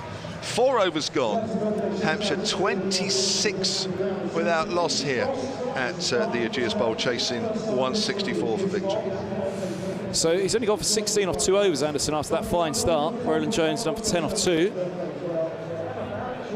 And what have we got? 2 overs left to the power play here at the Ageas in Southampton. Lovely evening, blue skies. It's a glorious dark green on that tree lining behind the pavilion opposite us. And there's a change of bowling at that end as Roland Jones is done for now. Cullen's into the attack. It's a beautiful picture. Looking across from the gantry here at the hotel ends. You staying here tonight? You usually do when you come down. Are you buying? I wish. Wouldn't be bad. Night out in Southampton after a Friday night game. Day off tomorrow. Here's Cullen in bowls, and that's driven away to mid-off, where a single's taken to Stephen Eskenazi. 27 without loss. 20 wickets last season in this competition for Blake Cullen. Yeah. It's a good return. Breakthrough season. He got into the 100 as well, didn't he, Cullen? Last year off the back of it. He and Cracknell from the Middlesex side called up to London Spirit. He's past the umpire now. Bowl short, goes up in the air and fine of the deep backward square leg. There'll be no catch in that. 4 more. McDermott moves to 18. Hampshire Hawks 31 without loss. He's got 2 back in the onside, but just a little bit too straight allowed McDermott to comfortably get inside that one, steer it. Yeah, he's just starting to find his feet a little bit now, McDermott, isn't he? Just taking the pressure off himself as much as anything. 18 off 17. Here's Cullen's response. He bowls now, and oh no, he doesn't release. Oh, that was nasty. It looked as though it was his ankle had got underneath him there, but he seems fine. Something wasn't right, was it? A bit of dew around. Is it dew this time of year, or is it a bit early? Possibly. Doesn't look like he might have slipped a fraction. Some misty rain at Radlett last night that made conditions a little bit tricky. Radlett. I'll tell you something at the end of this over that Radlett hasn't got. All right. So I'll tell you that. Eh? Pick and mix, which Emily hasn't been to yet. Cullen hits the crease, bowls. Oh wow! Look at that pickup, straight back down the ground, 6, just wide of that black mesh sight screen at the pavilion end towards long off. And McDermott moves to 24. 37 without loss, Hampshire. His first maximum as well. Great stuff from Ben McDermott. He's just warming up. What are you going to tell us? That I'm going to tell you at the end of the over. We could be here for quite a while if you're going to tell us what the Ageas Bowl has got that Radlett hasn't, to be fair. I'm fed up with that word, Radlett. Here's a cut through point for 4, and Hampshire Hawks move to 41. McDermott 28. Where are Hampshire playing on Tuesday? This Tuesday. The Tuesday coming. They're at Chelmsford, which is no Radlett. You can say that again.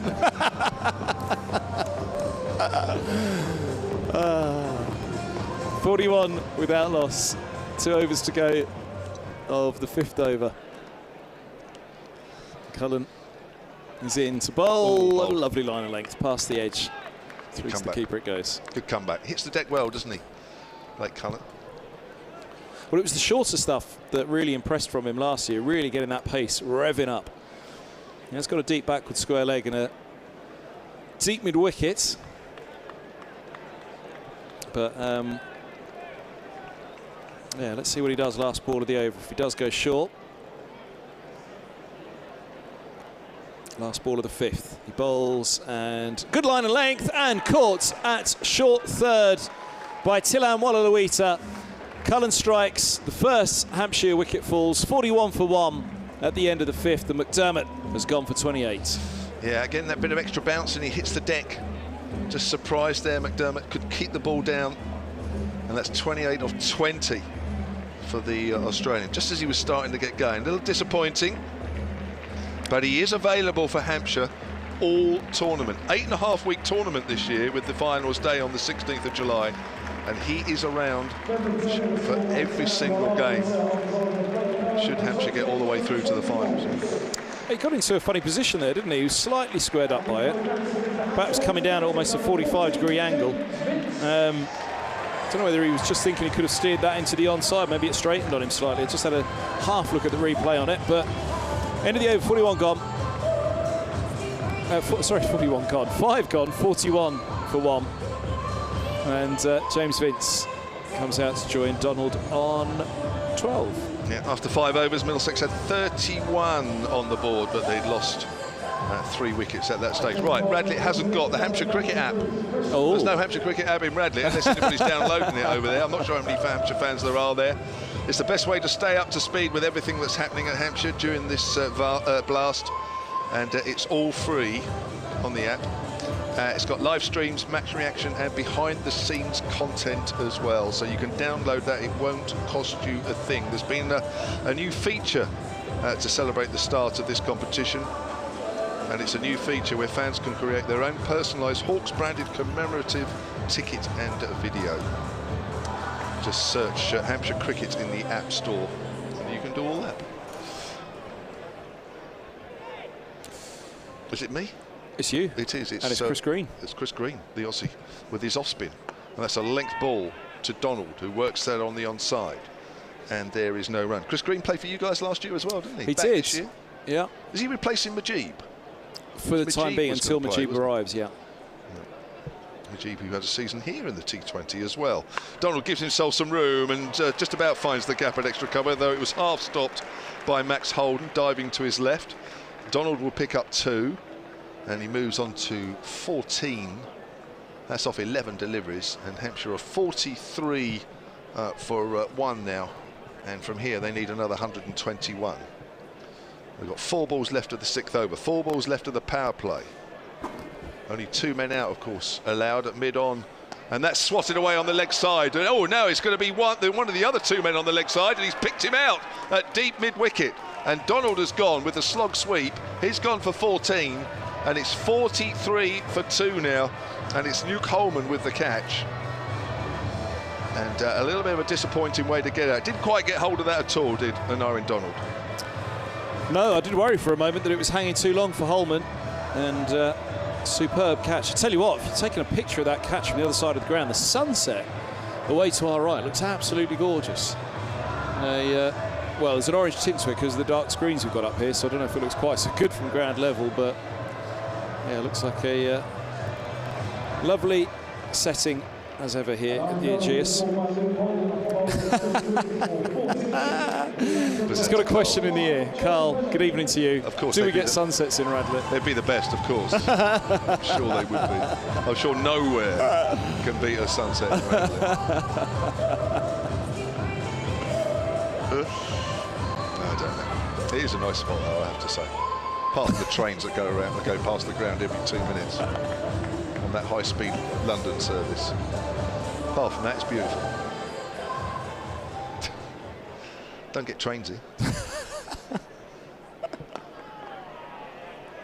Let's work to mid-wicket. The new batter is Joe Weatherly, who had an absolutely super season in this competition last year. They talk about breakthrough seasons in a competition.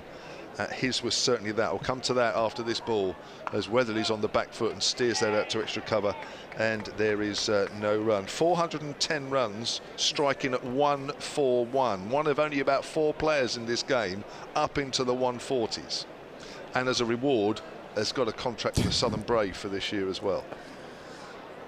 Green bowls, and Weatherly works that on the onside. Just come back into the team after missing about 2 or 3 weeks with a hand injury, and he's off the mark. He'll keep the strike, and after 6 overs of the power play, 44 for 2. Before I go, good news to report from Steve Fletcher, the Director of Communications at Middlesex. Jason Behrendorff is currently at the airport and heading to London. After he lands, he can get the free bus to Radlett on Sunday. So his side must have lost their... his IPL side must have lost this afternoon then, because he was playing IPL. I'll have a quick look at that. Yeah, the Royal Challengers Bangalore, of which Barendorf was playing, lost to the Rajasthan Royals by 7 wickets this afternoon in the IPL. Rajasthan chasing down 157 for 8, got to 161 for 3 at the start of the 19th. Emily Windsor is back with us. Tell you what, I hope Radlett is as good as Kevin Hand makes it sound when we play there on June the 3rd. Here's Blake Cullen again, right arm over, and he's got hit on the pad there trying to swat that away on the leg side. He's a little bit quicker than you think, Blake Cullen, and that ball has made its way down to third man by Walla Lawita. Emily, I know you've been practicing that name. I'm sure we'll see him bowl, although he only bowled 1 over last night, so we might not see him bowl too much tonight. We'll have to wait and see. 45 for 2, Hampshire. We are at the start of the 7th. Yeah, you'd say Hampshire won the power play. Middlesex were 38 for 3. Hampshire were 44 for 2 at the end of 6th overs, but it's only marginal. Obviously, the wicket in favour of Hampshire and 4 runs in it, but those 2 wickets, those 2 late wickets in the power play really brought Middlesex back into this game. That's right, in the 5th and 6th over. Here's Cullen then, right arm over, and Vince drives pleasantly out on the offside. They're going to run for 2. Comfortable 2 in the end, so Vince is off the mark. We've got 2 new batters out there, which doesn't help, and Hampshire move on to 47 for 2. I wonder what your opinion, and actually Hampshire fans, obviously we won't have time to read things out, but do get in touch with us at Solent Sport at Ems Windsor. James Vince batting at 3 this year. Obviously he may not get the chance to maximise the power play as we've previously seen. What do we think about that? Yeah, it's an interesting one, isn't it? Cullen bowls, Vince drives, thick outside edge, makes its way out into the covers, and there's no run. I have to say, when I was talking to the coaching staff this afternoon, when I arrived at the ground, I didn't get the batting order right. I thought Ben McDermott would open. I got that one right, but yeah, I thought Vince was going to open with him, and I got that wrong, because we've been used to that, as you say. But Anarian Donald is a positive player as well. Hasn't quite come off for him tonight. 14 he made, the 2nd wicket to fall. Cullen bowls, and Vince gets one again. It sort of bounces and hits hard on the bat as it goes out on the offside. Can't do anything with it, and it's another dot ball. Great line and length this from Cullen. He's really hitting the top of the bat, the splice of the bat, not giving James Vince any room to get under it or hit through the ball. Hampshire still need 117 here. You're right. I think if anything, I think Middlesex have bowled a tighter line so far in these nearly 7 overs that they've bowled. Cullen bowls, and Vince just works that down off a length. They've got a slip in for him. Goes down to Walla Lawita at third man. Looking forward to you to say that when he's fielding, and picks up the ball. Don't just say fielder. 48 for 2 and try and get out of it. How many times are you going to say this, Kev? I've nailed it. The amount of times I've practiced it, I'm ready. And if I'm not ready, then something's gone wrong. Yeah, don't worry, I've got plenty of names wrong over the years. It's just a bit of fun. 1 ball left of the 7th. Hampshire are 48 for 2 here. And Middlesex will be fairly happy. Remember, they hit 18 off the last Brad Wheel over, which took them to a total that's probably 10 more, maybe 15 more than we thought. That's gone high in the air from Weatherly. Now that could be all the way, and it is. It went very high, and it sails over the rope at widest fine leg by about 5 or 6 yards. I thought it had gone straight up in the air at one stage. That's an amazing shot. Kept going. Hampshire's 50 up as well in the 7th over. Fantastic shot from Weatherly. That sweep, that slog sweep we saw so successfully last year from Joe Weatherly. He's not afraid to get on one knee to the seamers. That's a very brave shot, but does it score some runs for him? He certainly executes it well. I think that's a brave shot of Cullen as well, isn't it? Somebody that hits the deck hard like he does. Sure. And just as you asked, Kev, Walla Lawita's coming into the attack. Round of applause for Emily Windsor. Whether I can get it in before he bowls the ball is another question. Left arm spinner. Don't leave it till the minute he lets the ball go to say Walla Lawita bowls, because probably probably something will have happened by then. Just so the listeners knows, he's going to bowl the next 6 balls. so I only have to say it once. Here we go then. Walla, the left arm spinner into Vince. That's cut away sweetly. Only finds backward point. Max Holden in there. No run. It's only his third match as well, the Sri Lankan. Notice how I dodged it there. 32 on the back. Walla in bowls, and that's turned sweetly again. But to backward point, 2 dots in a row for Walla to start his spell. 54 for 2. Made his debut here in 2020 in the T20 competition. In again, bowls, turned away on the leg side, nicely by Vince. He's running this first one hard, but good bit of fielding by Holman, out on the deep mid-wicket boundary, just a single. He moves to 4, 55 for 2. 119 needed to win.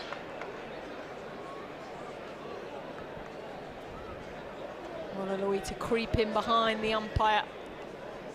Long off, long on cover. Mid-wicket square, out on the boundary, cut to that cover sweeper. Chris Green is his fluorescent green boots. Does the fielding, 1 run. You love those, don't you? I'm a big fan, and I just love it how they're green, and it's green. Do you reckon he's done that on purpose? Well, they're a lighter green than the actual turf he's standing on by quite considerably. And again, bowls. Vince gives himself room. Pushes out to Green with the green boots. And into the keeper, Simpson with the gloves for Middlesex. Do you think he's painted those? Do you think they're like Chris Green autograph? I honestly have no idea, but I'd like to have a close-up look at them. But to here, they're just very reflective. As well, Walla into Weatherly, who advances. He does well to get a finger to it, but they come through for a single. He moves to 10, 58 for 2. Is it Delray Rawlings at Sussex has loud boots as well, isn't he? He's another one, isn't he? And Sam Billings actually does as well. I think they're Puma. I think other, obviously, brands are available. But I believe it's Puma. So 164 the target then for Hampshire. Required run rate at 8.8. 106 to win. Hampshire, 12 overs to get them. Joe Weatherly, James Vince are the men at the crease. Ben McDermott, 28 off 21, and Nyron Donald, 14 off 11, back in the hutch. This game's right on here. Floodlights just starting to take effect as the sun goes down to our right. Yeah, this could be a very close game here this evening, because after 8 overs, the scores are pretty similar. Middlesex 55 for 3, Hampshire here 58 for 2. There's another over from Holman this time, starting a new over, and that's played out on the onside by Joe Weatherly. And he's bowling some leg breaks here, Luke Holman. Again, it's pace off, isn't it? It's all about pace off, which we didn't see with Hampshire. It was more, spinners didn't really get into the game, did they, Crane or Dawson? That's pulled away by Weatherly in the air. That could carry all the way to deep mid-wicket, and he's gone. Hit it flat and hard, did Joe Weatherly. And it's caught right in the midriff, and he goes for 10. That's off 9 deliveries, and Hampshire have lost their 3rd wicket with a score on 58. And it's a second ball. Great catch from Holden. Is it Holden? Thanks, yeah, Emily. I think it's Holden with those sunglasses. So Weatherly has gone for 10. Hampshire, as I say, are 58 for 3 now. It came out the middle of the bat, but unfortunately it was neither high enough or along the deck, is it? It's stayed catchable height all the way through, and that's a big distance. I mean, he's hit that well to hit it flat. Yeah, and almost actually reverse to what those Middlesex batters did. Davies and Holden, they kept chipping it in that gap. They weren't quite getting hold of it, and it was landing safely to the boundary fielders, but actually Weatherly's got hold of that. And straight to Holden in the deep. Good catch, safe hands out there. It brings Liam Dawson to the crease, so we see James Vince, Liam Dawson, experienced cricketers. Dawson's a type of player that will knock the ball about, run hard. That's the way Dawson plays. Plays similar innings to Holden and Davies. Yeah, his strike rate is 114, so it's not up there, but as he does, he nurdles and nudges it around. Not on that occasion, not quite, as it's worked up to mid-wicket where there's a good diving stop. Now, it was interesting because I do know that the batting order was a little bit flexible around about now. So I'm just wondering if Hampshire feel that they've lost probably a wicket or two too many. Dawson tries to sweep, that's straight, and he's gone, second ball. And Holman has got another wicket here in his first over. And Dawson has gone, sweeping a straight one. And Hampshire now are 58 for 4. And we are in the 9th over. And they still need another 106. From his reaction there, Dawson, he looks disappointed. He's looking back to the umpire and having a conversation with James Vince. I'm not sure if he's gloved that. He sort of looked up and said glove. But he's trotting off there. Disappointed, Liam Dawson. But that's sending him in at number 5. Didn't quite work there. But Hampshire under a bit of pressure. 58 for 4 now. They certainly are. And Ross Whiteley comes to the crease, a debutant for Hampshire, a white ball signing. It's a very exciting, a big day for him really. He's got to step up here, and we know he's got firepower. We saw that for the Southern Brave here. He needs to play a mature knock, build a partnership with the captain, James Vince. Hampshire back deep, but they don't want to put too many runs in the lower order. Yeah, just played for the Southern Brave last year, Ross White. He consistently strikes around 140, stroke 144 for the Brave in their victorious campaign in the inaugural 100 competition. And he strikes 141 career. And this is his 154th T20 game. Left-hander, strong, big hitting left-hander, Ross Whiteley. And we might need to see some of that before the evening's out. That's cut away, and he's off the mark straight away. Short one from Holman there. Timed sweetly as well. It was, wasn't it? What a start he's made. That's the first run off his over, and he's got one more ball left. He has 2 wickets for 1 run. Spin. Didn't see much of Hampshire's spin as well. We say we didn't see much. We saw 3 overs apiece when we're used to seeing a solid 8 overs here at the Ageas Bowl from them. Yeah. A lot of Hampshire's success in around that sort of 2010 to sort of 13-14 period was built around spin as Vince works that away on the leg side. That'll only be a single. 2 for 2 for Luke Holman in his first over of the game. 60 for 4 Hampshire. They have 11 overs left in which to score another 104. So you can hear the DJs ramping it up as we get late into the evening, as the floodlights come on. We hear some T20 stereotypical tunes. I'm sure won't be long before we hear Sweet Caroline. Oh, not again. Yeah, the 2 spinners for Hampshire, Crane and Dawson, 51 runs from 6 overs between them, 3 overs each, just the 1 wicket. And 3 of the 4 wickets so far this innings have gone to spinners. Chris Green and Holman with 2, and Chris Green has ball in hand. Cullen with the other one. The tall Chris Green in his pink shirt from the hotel end will be bowling the 10th over to the right-handed James Vince, and that's into the pitch, swatted away by James Vince. Just be a single. Here moved to 7. 61 for 4. 103 required to win for Hampshire. I'll tell you what, he's got a good economy rate, Green, for an off-spinner. 7 runs and over his career in this format. That's pretty decent. A very experienced T20 cricketer as well. He's played a lot in big competitions.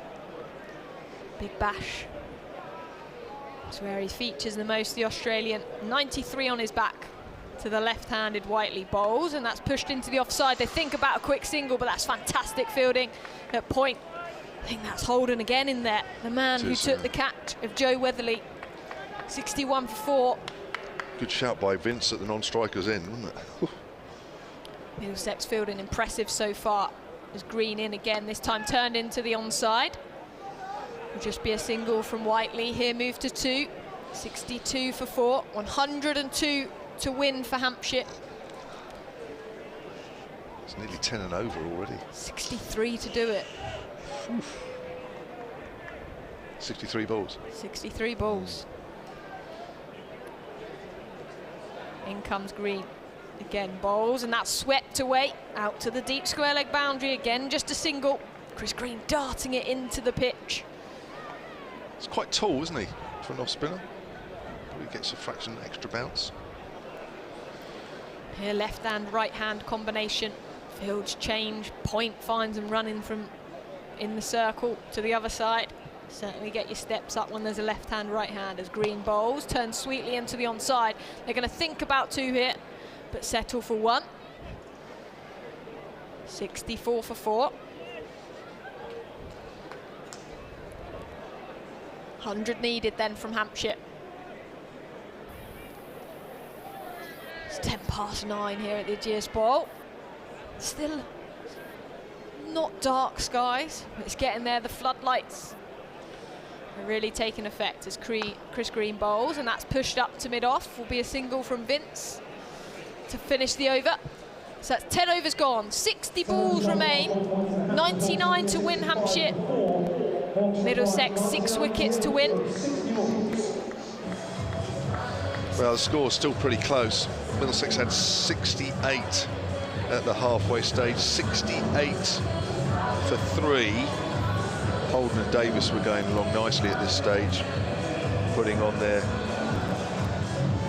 77-run partnership for the 4th wicket. Great to see Davies as well in the crowd, signing some autographs for the young fans here. Just over to our right, the boundary ropes closer to those advertising boards, and engaging with that young crowd, inspiring those youngsters to one day be out there. I saw some pictures of you doing that when you were playing for Trent Rockets last year. Here's Luke Holman, 2 for 2 from his 1 over the leg spinner. That's it, over extra cover, and Vince has found the gap. He has 4 runs, and that brings a little bit more joy to this crowd. Certainly does. Effortless from James Vince, classic James Vince. That extra cover drive, effortless, over the top. 4 runs to Hampshire. Just a little bit further pitched up from Luke Holman. 69 for 4 then, and Vince moves on to 13. That's a runnable 13. Ross Whiteley, who's in the early stages of his innings at the non-strikers end, 3 from 4. Holman to Vince.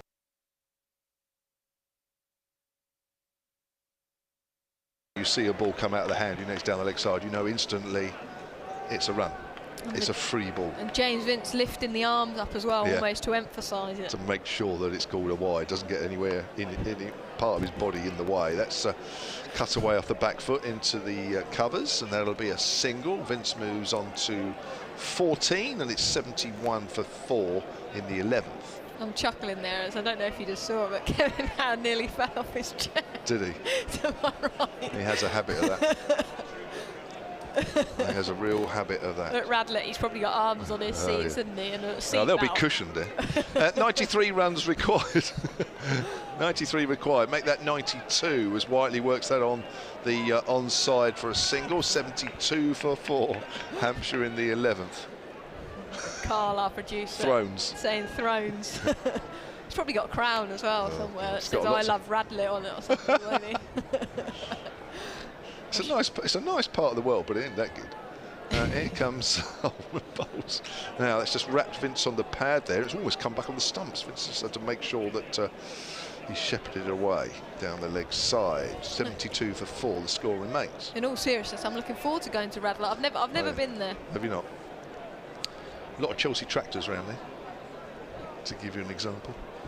Here's Luke Holman, bowls, and Vince pulls that away. Oh, he's almost bowled. Oh, that hasn't missed the off stump by very much. Quicker ball there from Holman. Vince trying to swat that away on one knee, cross bat, and that hasn't missed the stumps by very much. Balling into the pitch here, the spinners.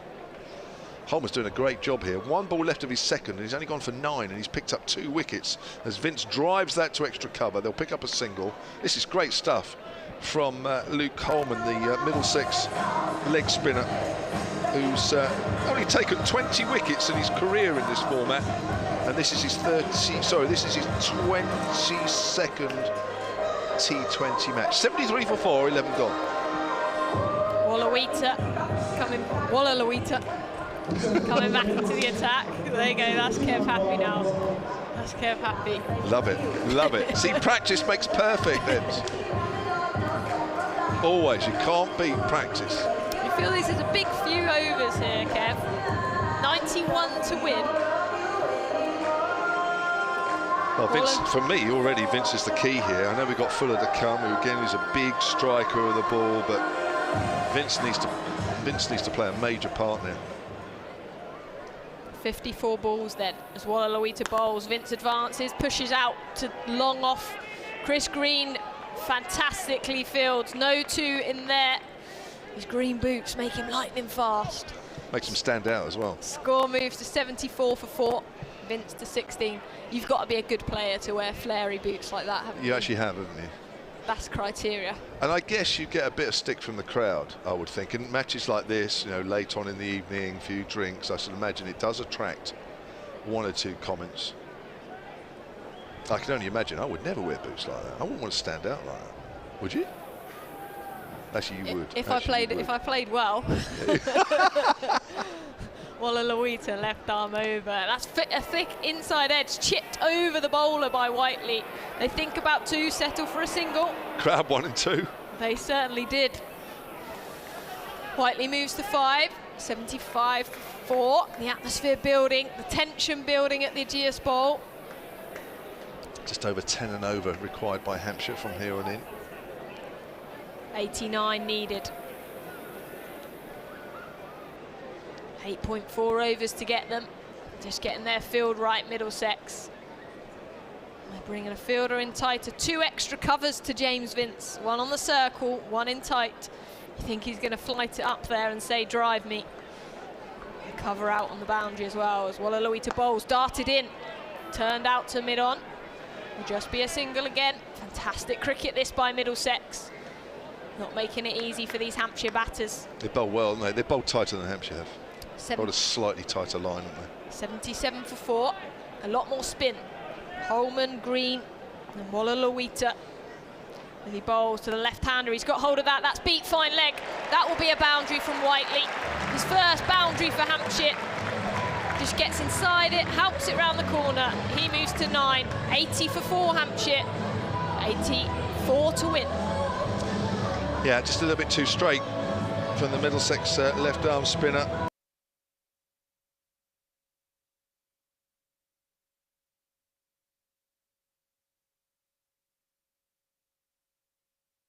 Up, hit down the ground, there's a fielder there, but they can't do anything about it. 6 runs to Whiteley. There's his first 6 then for Hampshire. The fielder perhaps could have done a little better there, but Hampshire fans will take it. Luke Holman right on the rope. I wasn't sure initially whether he got enough on that. Would have been a good catch had he got there. Yeah. Just enough height, wasn't it? Just enough height and power. Just enough. 78 to win. 8.1 overs to get them. 2 boundaries then from Whiteley. He's getting into his groove. As Walla bowls, this time turns sweetly into the onside. They're going to think about 2. The answer is no. Quick to it was Holden. He's the man in the moment in the field for Middlesex at the moment. That's quick. How quick was he off the rope? Fancy a race? No. 87 for 4 then. Wow. 8 overs remain. He's running 35 yards there in next to no time. 12 gone, 87 for 4. I think Kevin Hand is coming in. He's busy swigging some, well, I hope it's water. Seam coming back into the attack then for Middlesex from the pavilion end. James Vince and Ross Whiteley having a conversation in the middle. These 2 building a partnership. That over really was the difference. A couple of boundaries from it. A 6 and a 4 from Whiteley. So we'll see Cullen coming back into the attack. He's picked up a wicket already today. And that's McDermott, the big wicket. Right arm over the seamer from the pavilion end into Whiteley. Bowls, Yorker, fantastic delivery, fielded well. Again from Holden at backward point. He's everywhere. He's done well this evening, hasn't he? Yeah, I mean, that's, again, something he's just worked incredibly hard on his fielding over the years. Max Holden as well was talking to me about it a year or so back. Just said, you know, he put a huge amount over the winter into his fielding. Again, all the aspects of your game now that you just expected. All formats. It's a spin bowler as well. Right arm over the tall seamer, Cullen bowled. That short delivery pulled sweetly. That could split the fielders. Yes, it does. Fantastic shot from Whiteley. 4 more to him. He moves to 20. 73 to win, Hampshire. That was an example of that, well, that little passage of play we were talking about in the Middlesex innings, wasn't it? Where the boundaries are so big, perhaps don't try and clear them, but the gaps as a result of the boundaries being so big, it's a huge gap between fielders. Just try and place it. Reasonable enough timing, good placement, and there's 4 runs to be had. Cullen bowls. That's a player miss outside the off stump. Bless you. That was totally the wrong time. I knew you were telling me to pause for some. I thought you were telling me to pause. I was like, why am I pausing? The bowler's running in. No, that was a cry for help. That's the mute button there. I didn't have time. Oh, I wish a wicket fell there. That would have made a great highlight. The stadium. Hey, this is what live radio is made for. It's not to be slick and smooth. It's to be, well, maybe it is to be slick and smooth. That's where I've been going wrong all these years. Cullen to Whiteley, slower ball. Yorker length as well. Great delivery from him. Great change-ups. 3 dots and a boundary this over. It's where the moments go wrong. They're the funniest bits on radio. The unplanned bits, the moments that go wrong. It's the fun. 91 for 4. It's been fun here tonight.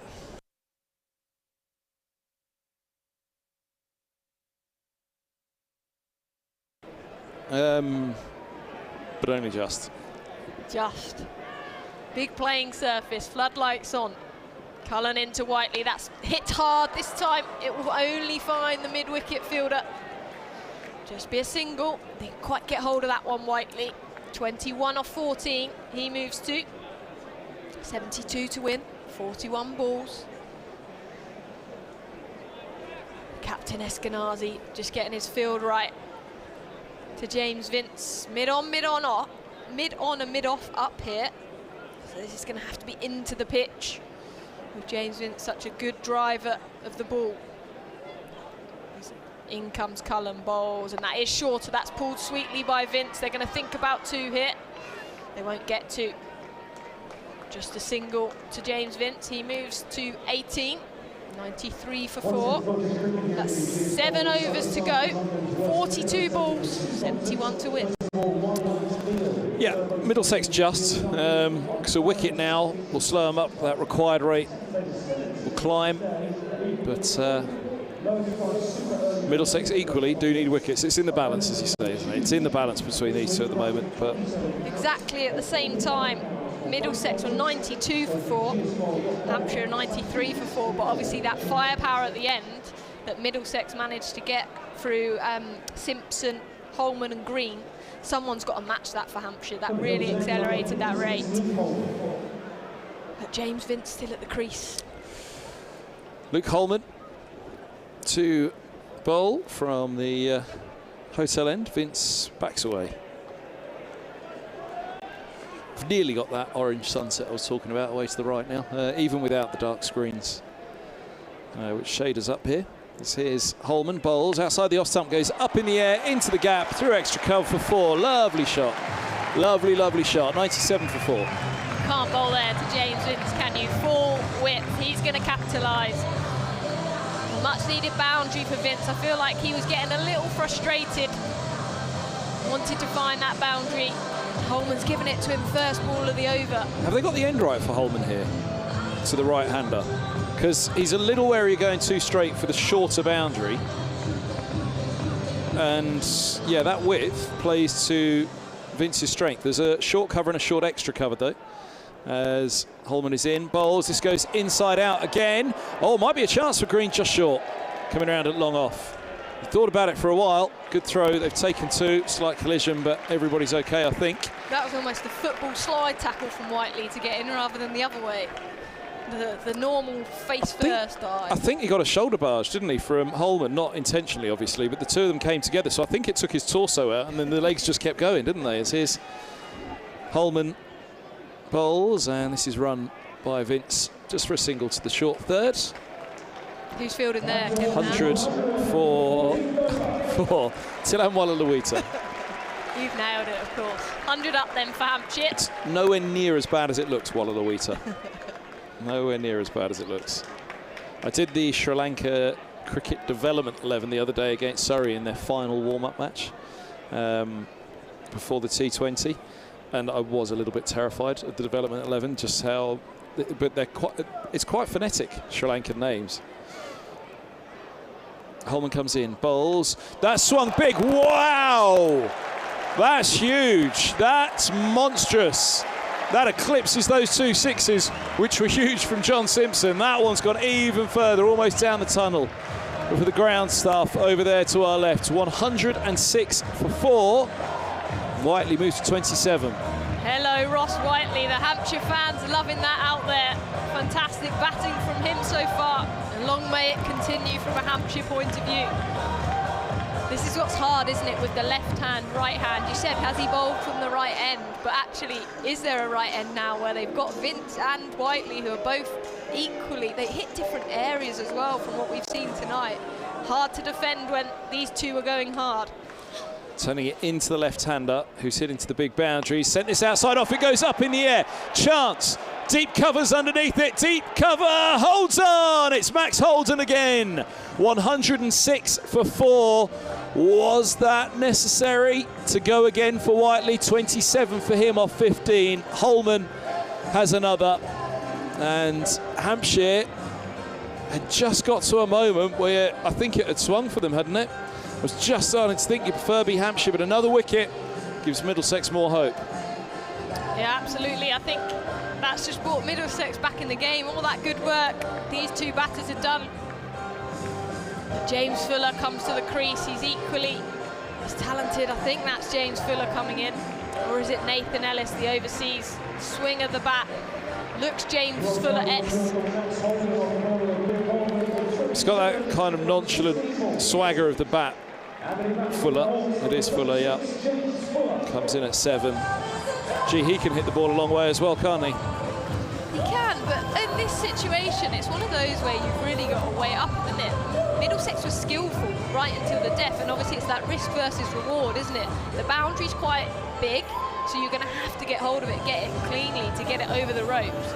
Do Hampshire need that at this stage, or should they knock the ball about and then go at the end? It's a real tricky situation, this. But James Fuller is not going to hold back, I'm sure of that one. 58 from 37. 9.4 the required rate. It's that wickets column that'll win it for Middlesex now, though, keeping the pressure on as Holman's in and bowls. This one's outside off. It's driven down the ground. Green's going to have to be sharp about his work here, and he is, and he holds him to a single. Fuller off the mark, first ball. And end of the over. Holman has 3 for 23 from 3 now. 3 from 24, I think it is now, with that single. 107 for 5, Hampshire. 6 overs remaining here on BBC Radio Solent.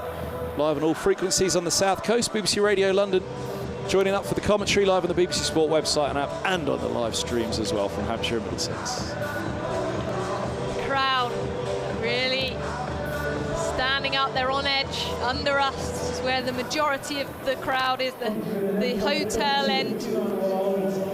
It's catching the sun rays earlier today, but now it's firmly dark. The floodlights are really taking effect, and it's been a real picture this evening at the Ageas Bowl.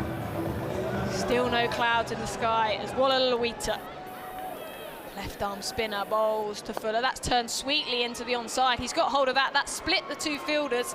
They're going to come back for 2 comfortably. Clever batting from Fuller. He moves to 3. And again, it is there for them. The size of the boundaries, there are 2s everywhere. The required rate is below 10. 55 then, required off 35 deliveries for Hampshire. Wallaluita from the pavilion end, bowls again, turned into that gap, but just hit it slightly squarer. So Holden does the fielding, just 1 run. 54 required. Not wanting to be overly critical because he batted beautifully, but Whiteley, it felt a shot too many at that point, didn't it? If that was the 17th or the 18th and he was trying to finish it, fine.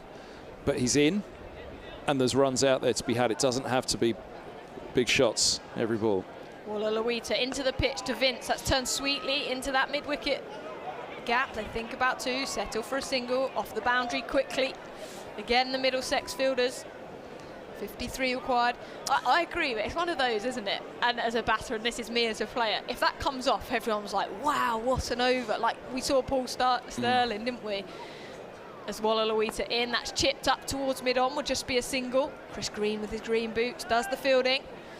We saw Paul Sterling in the game yesterday at Edgbaston for Warwickshire hitting 5 6s and a 4, and actually it's that risk-reward balance in T20, and I appreciate what you're saying. At this stage in the game it's very different, but it's a fine balance as a player. As Walla in, advances Vince into the pitch, no run, does the fielding off his own bowling. Required rate is just above 10. It's 52 of 31 balls. Walla bowls. Vince advances down to fine leg. They come through for a single. Just a single to end the over. Great over from Walla. Vince moves to 27 and keeps the strike. 51 to win. 30 balls. 5 wickets down, Hampshire. Ben McDermott got 28. And Iron Donald 14. Joe Weatherly 10. Dawson 0. Didn't trouble the scorers. And Ross Whiteley 27 off 15. Ask me now who you think's got it. Who's got it? Don't know. It's tight, isn't it? It is. 51 from 5. Just climbs above 10, but that's fine. That's manageable. Very manageable at this stage. 3 wickets for Luke Holman in his 3 overs so far. He begins his final over. Right arm over from the hotel end. It's driven straight down the ground to long off, and Chris Green, well, it's not straight down the ground if it's to long off then, is it? Slightly to one side going down the ground. In the V. That's such a cricket term, isn't it? In the V. For those that aren't cricket fans, it's the V from the stumps as the batter looks ahead. A little shorter from Holman, just rocking back. Fuller eases to backward point, no run. This is a big over, isn't it? Holman's got 3 for 25 from 3. So it's come at a cost, but that 3 wickets column is what means everything right now to Middlesex. As he's in, bowls, and that's swung down the ground towards long on. It's a flat 6. Wow! Wow! We said James Fuller can hit a cricket ball. Look at that go. I don't think I've ever seen such a flat 6 as that. Yeah, fantastic shot from Fuller. Great striking of a cricket ball. Long levers, fantastic power. Those Hampshire fans have seen Fuller do it a number of times. I can remember Somerset away. He really took to their bowlers. Powerful stuff from him. He tries to go again, this time all along the floor to long off. Fuller again from Holman. 1-2-1 for 5. Middlesex were 1-2-3 for 5, so they were in a better position after that pretty poor start. Sticky power play for them, but getting it together with Davis and Holman. Simpson topping them up. Here's Holman in now. Bowls, bit of flight. That's swung leg side out to deep mid-wicket. Couple of bounces, trickles out to Holden. Just a single more. How many to come off the over? 1 to come and 9 off it so far. 25 balls, 42 runs. It's tight, isn't it, Kev? Holman floats one up, outside off, driven down the ground to long off. Just a single for Fuller, moves to 13. So 10 off his last over. 3 for 34 off his 4. Actually not bad. I said he was. I said it came at a price. He's 23 off 3. That was almost as harsh as you saying he should have caught that on the boundary. I was cracking the whip next to you. You're a hard taskmaster with that. The fielder perhaps could have done better. I did say it'd have been a good catch when I watched it back. But Middlesex at this exact same stage. So 16 overs.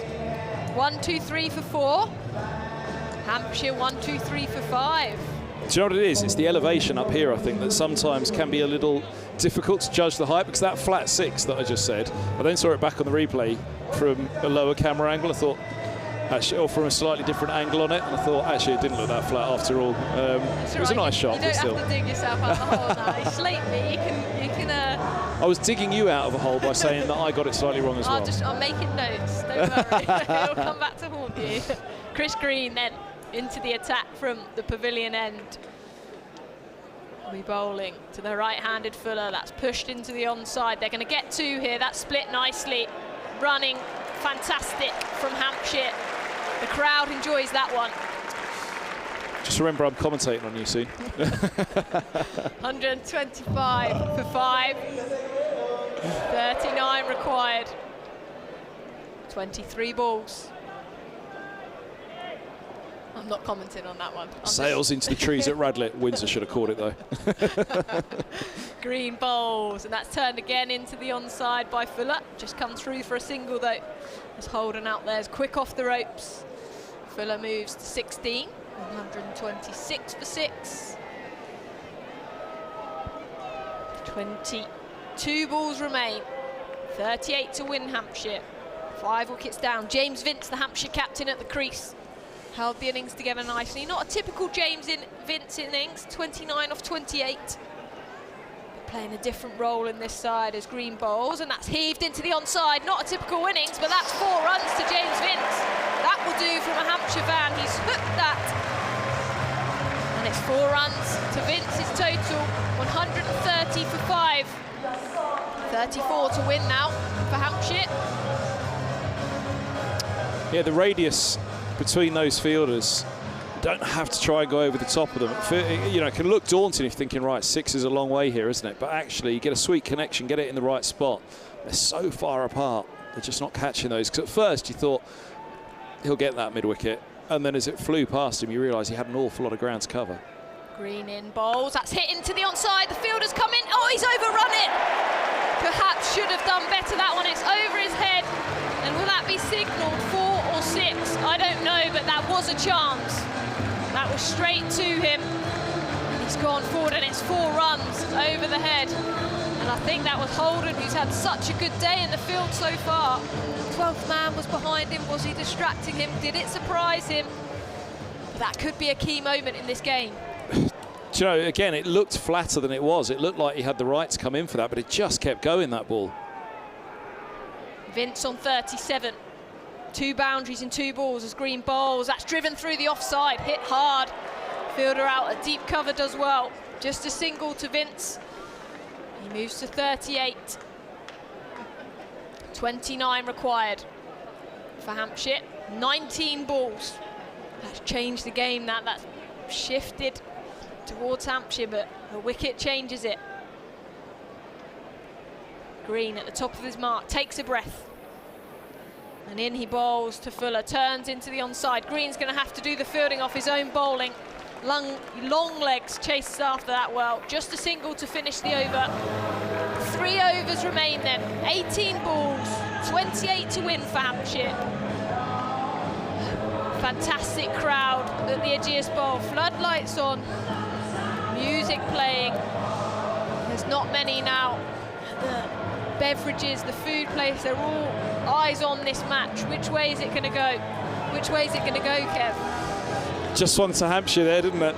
So big finish needed from Toby Rowland-Jones here, who, as we said, is bowling really well at the moment for Middlesex. But it'll be interesting to see how line and length goes at the end. Think of someone like Tom Helm, brilliant slower ball Yorkers, magnificent death bowler. Rowland-Jones isn't that kind of bowler, but he can still do a job. Certainly does a great job at the top for Middlesex with the ball in T20. How can he finish?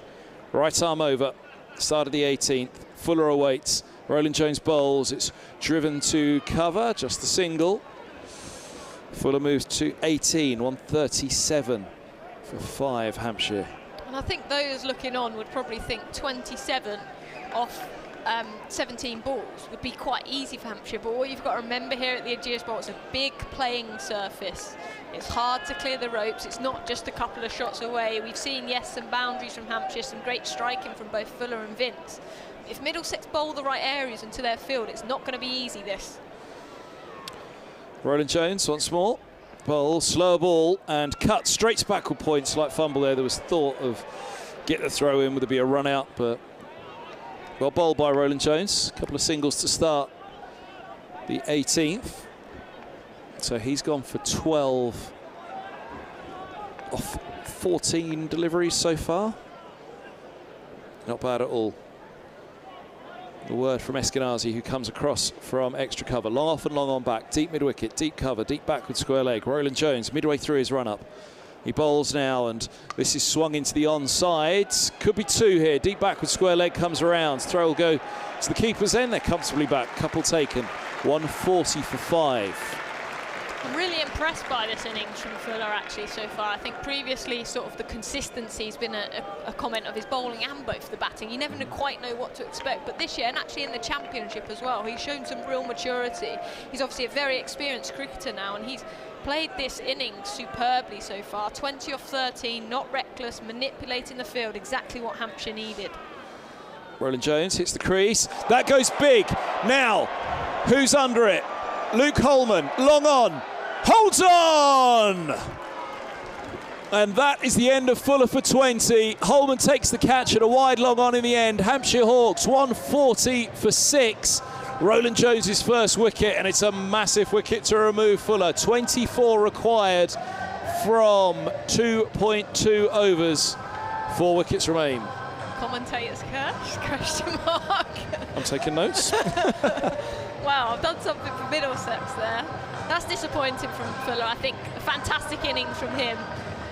And he was going for that glory shot, but didn't quite get hold of it. But 20 off 13, he's done his job there, as long as Nathan Ellis, as long as these batters can get Hampshire over the line. But the key is Vince is still at the crease. If Middlesex were to get him now, I feel like they'd be right back in the game. Ellis, no man's an island. Out he comes to bat. Can he do the job? Can he be an island? Can he do it all himself? He's got James Vince at the other end on 39 and 140 for 6. I mean, if Hampshire, I'm going to take everything else out of it. If Hampshire were batting first here and they were 140 for 6 off 17.4, what would you say they'd be thinking off 20? What have they got? Less than that. 14 deliveries left. What are they thinking? 164. Nice. I'm thinking strike rate 200, so 168. You'd be thinking minimum strike rate 200 at this point, wouldn't you? Roland Jones is in, bowls to Ellis, drops a quick single. Oh, that's not going to be tight. It's a very quick single taken in front of Point, who was on the edge of the 30-yard circle. 141 for 6. Ellis off strike. Yeah, good batting from him. Get the captain, get the batter, James Vince on strike. What's he going to do here?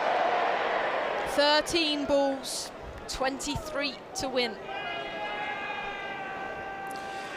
Last ball of the 18th, Roland Jones to Vince on 39. He bowls and the right-hander drops a single into the onside. Oh, they'll think about 2 here. In fact, they won't think about 2 at all. They will run the most comfortable single you can imagine. Long on coming in from the edge of the 30-yard circle.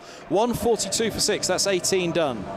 And I'm off for the evening. Is it me and Kev to call it one way or the other? You're going to finish it off. 12 balls left then. 22s to win. Enjoy Kev squared. It was lovely. It was lovely to see you. See you at Radlett. 142 for 6. Vince 40. Ellis 1. Kevin James. He's back alongside myself, Kevin Hand, on BBC Radio Solent, live on all platforms on the South Coast. Live on the BBC Sport website and app with this joint commentary of BBC Radio London, live on the Hampshire and Middlesex streams. Kevin James, who's winning this? Well, I think at the moment, this is where the last over and the last 2 overs that Hampshire bowled are coming into play. They conceded 32 off the last 2 overs, Hampshire. The last over went for 18. I just thought that was big. Yep. And I think already now we're seeing, I mean, I wouldn't like to call this. I don't know about you. Oh, this is big. Martin Anderson from the pavilion end. Here he goes from the pavilion end, and that's pulled away, swatted away by James Vince, 4 runs. And that ball's going to almost roll down the tunnel, but Simon, the groundsman, fields it. But that's 4 very valuable runs at this stage, with Hampshire now needing 18 off 11. She's gone to Anderson, Eskenazi, and not Cullen. Interesting. Anderson opened the bowling today, and yeah, big call. They've backed him here. He is bowling well at the moment, really well. He's bowled beautifully in the championship this season. He's gone for 16 off 2 overs, while Cullen went for 31 off 3. Here he is, right arm over, and bowls to Vince once more, and Vince drives down the ground. They may look for 2 here. They have to hurry here. Nathan Ellis, he's running to the danger end. He's home. No worries there, and that's 2 more. And Hampshire now needs 16 off 10, and they've moved on to 148 for 6, and Vince has moved on to 46 off 35. 2 balls in this over has just calmed the nerves a fraction, I think, for the crowd. You can already hear the crowd. They've been quite vocal tonight, but just getting a little bit more as Anderson comes in against wide outside the off stump, but not wide. Ooh. Probably a good call, I think, on balance. Difficult to tell unless you can see that on the replay. 15 balls left and 10 are needed. Hampshire, they are 6 down here. Should win it from here, for me. Well, I was saying that.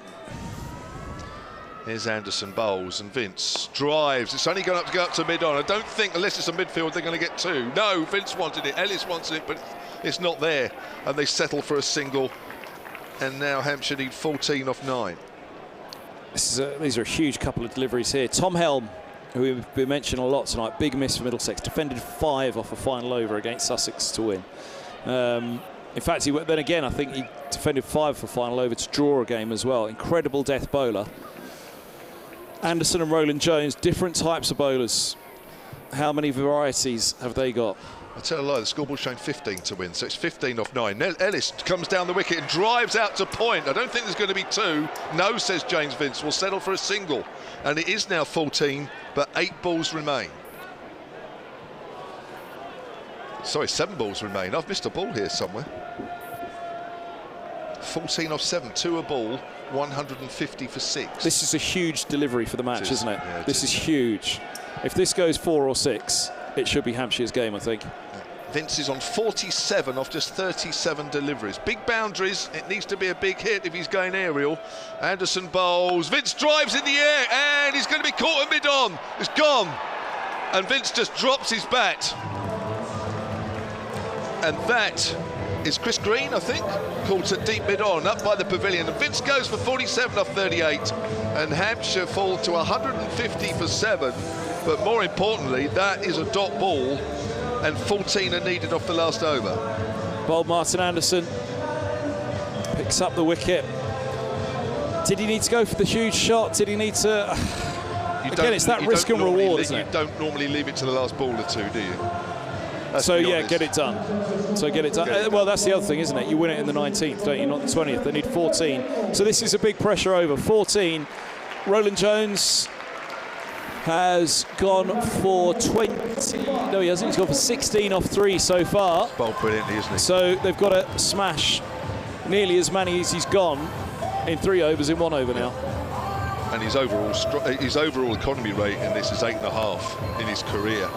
So this is going to need a monumental effort from Hampshire. It's amazing. Now. Swayed very quickly in that over. It's amazing how that line and length that we saw at the top for Roland Jones goes so well, because he is such a good bowler. Just line and length. He was just doing metronome things, wasn't he? Top of off.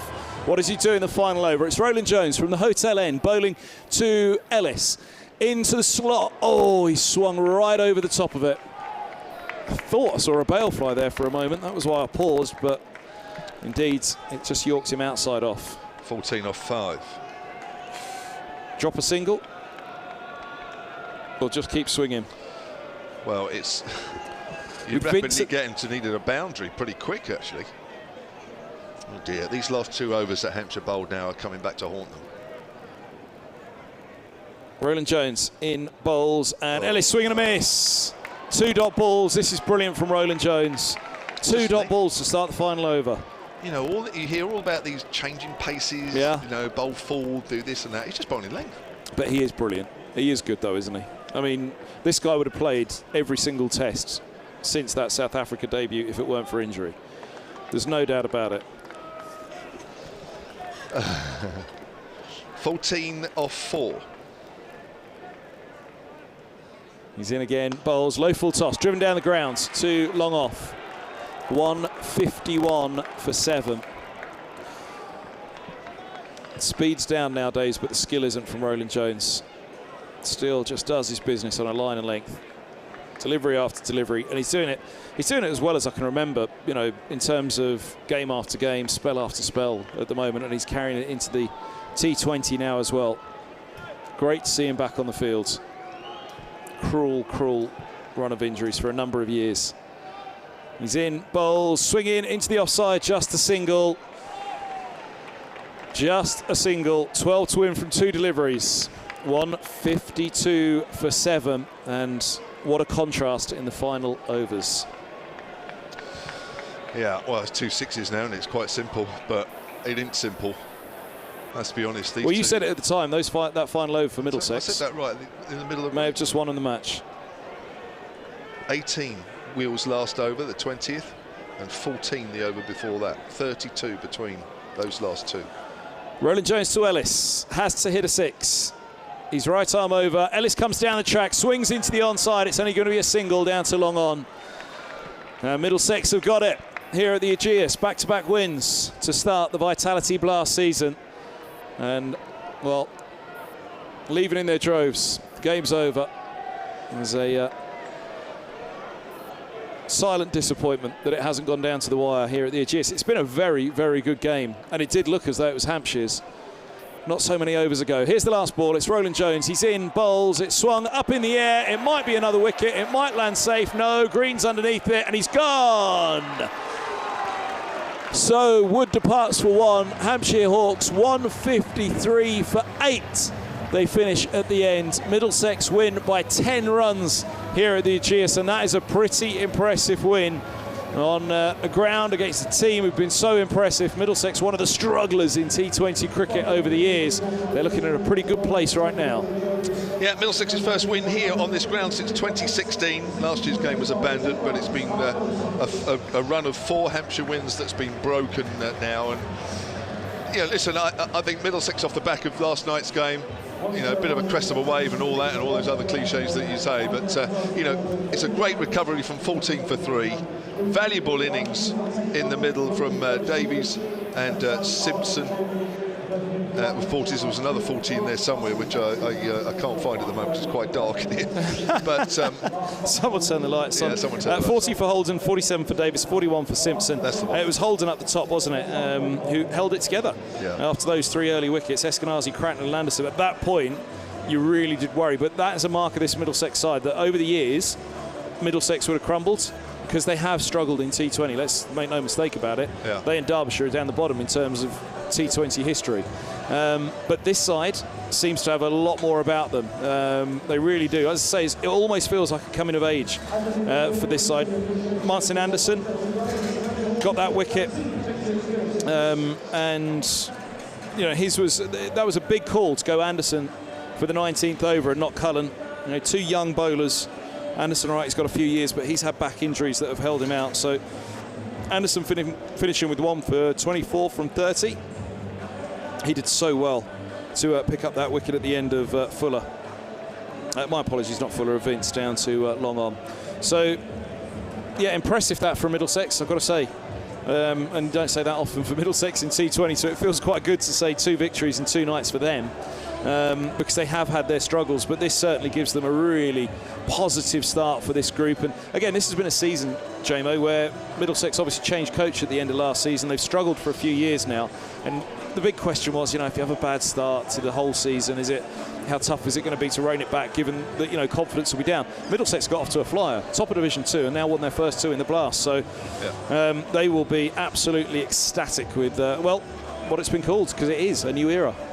I think some of the youngsters are coming through, which is what you want, isn't it? It's taken a few years, but they are coming through. I still think these are 2 very strong sides. I think Hampshire have improved from last year. They lost their first game last year, so nothing has changed. It's just what they do now on Monday night here against Somerset and over the next few games, because they started the competition poorly. I think they are a better side than that. The first game they lost against Kent last year at Canterbury, they looked all over the place and looked horrible. I'm not sure Hampshire looked horrible tonight, but I think the bowling can tighten up. The bowling could tighten up, and the batting perhaps went too early. Perhaps it was just a bit too early on the heave-ho that they went for, because it felt like they had it. What was it, 10 and over, about 5 overs out, 4 overs out? And at that point, you thought, yeah, they've got this. They got a good over away, and then that wicket, the Skyer after the huge 6, absolutely mammoth 6. But then the Skyer a few balls later from Whiteley. In fact, I think it was the very next ball, wasn't it? But so Somerset next. That'll be a bit of a grudge match after what you did to him recently in the Championship. Riley Russo as well. Looking forward to that. As the crowd stream out, thank you very much, Kevin Hand. Well done to you. Well done to Middlesex as well. Deserved winners in the end by 10 runs. Thank you to Emily Windsor. Great stuff from you as well. Thank you for joining us. If you've been listening to the BBC feed online, the late bus back to stations will depart 30 minutes after the close of play. We'll have to get that in. Is it going to Radlett? There we go. No, nobody's going to Radlett. Nobody wants to go to Radlett right now. So forget Radlett. God, I'm going to go to bed thinking about Radlett. Thank you very much. If you're listening online, we're going to stop now. Also, if you're listening on the live picture feed, thank you for watching. Thank you for listening. Hope you've enjoyed our commentary. Hope you've enjoyed the game, whether you're a Middlesex fan or a Hampshire fan. And for those of you that have been listening to BBC Radio Solent on all frequencies, we'll hand you back to Carl Raleigh.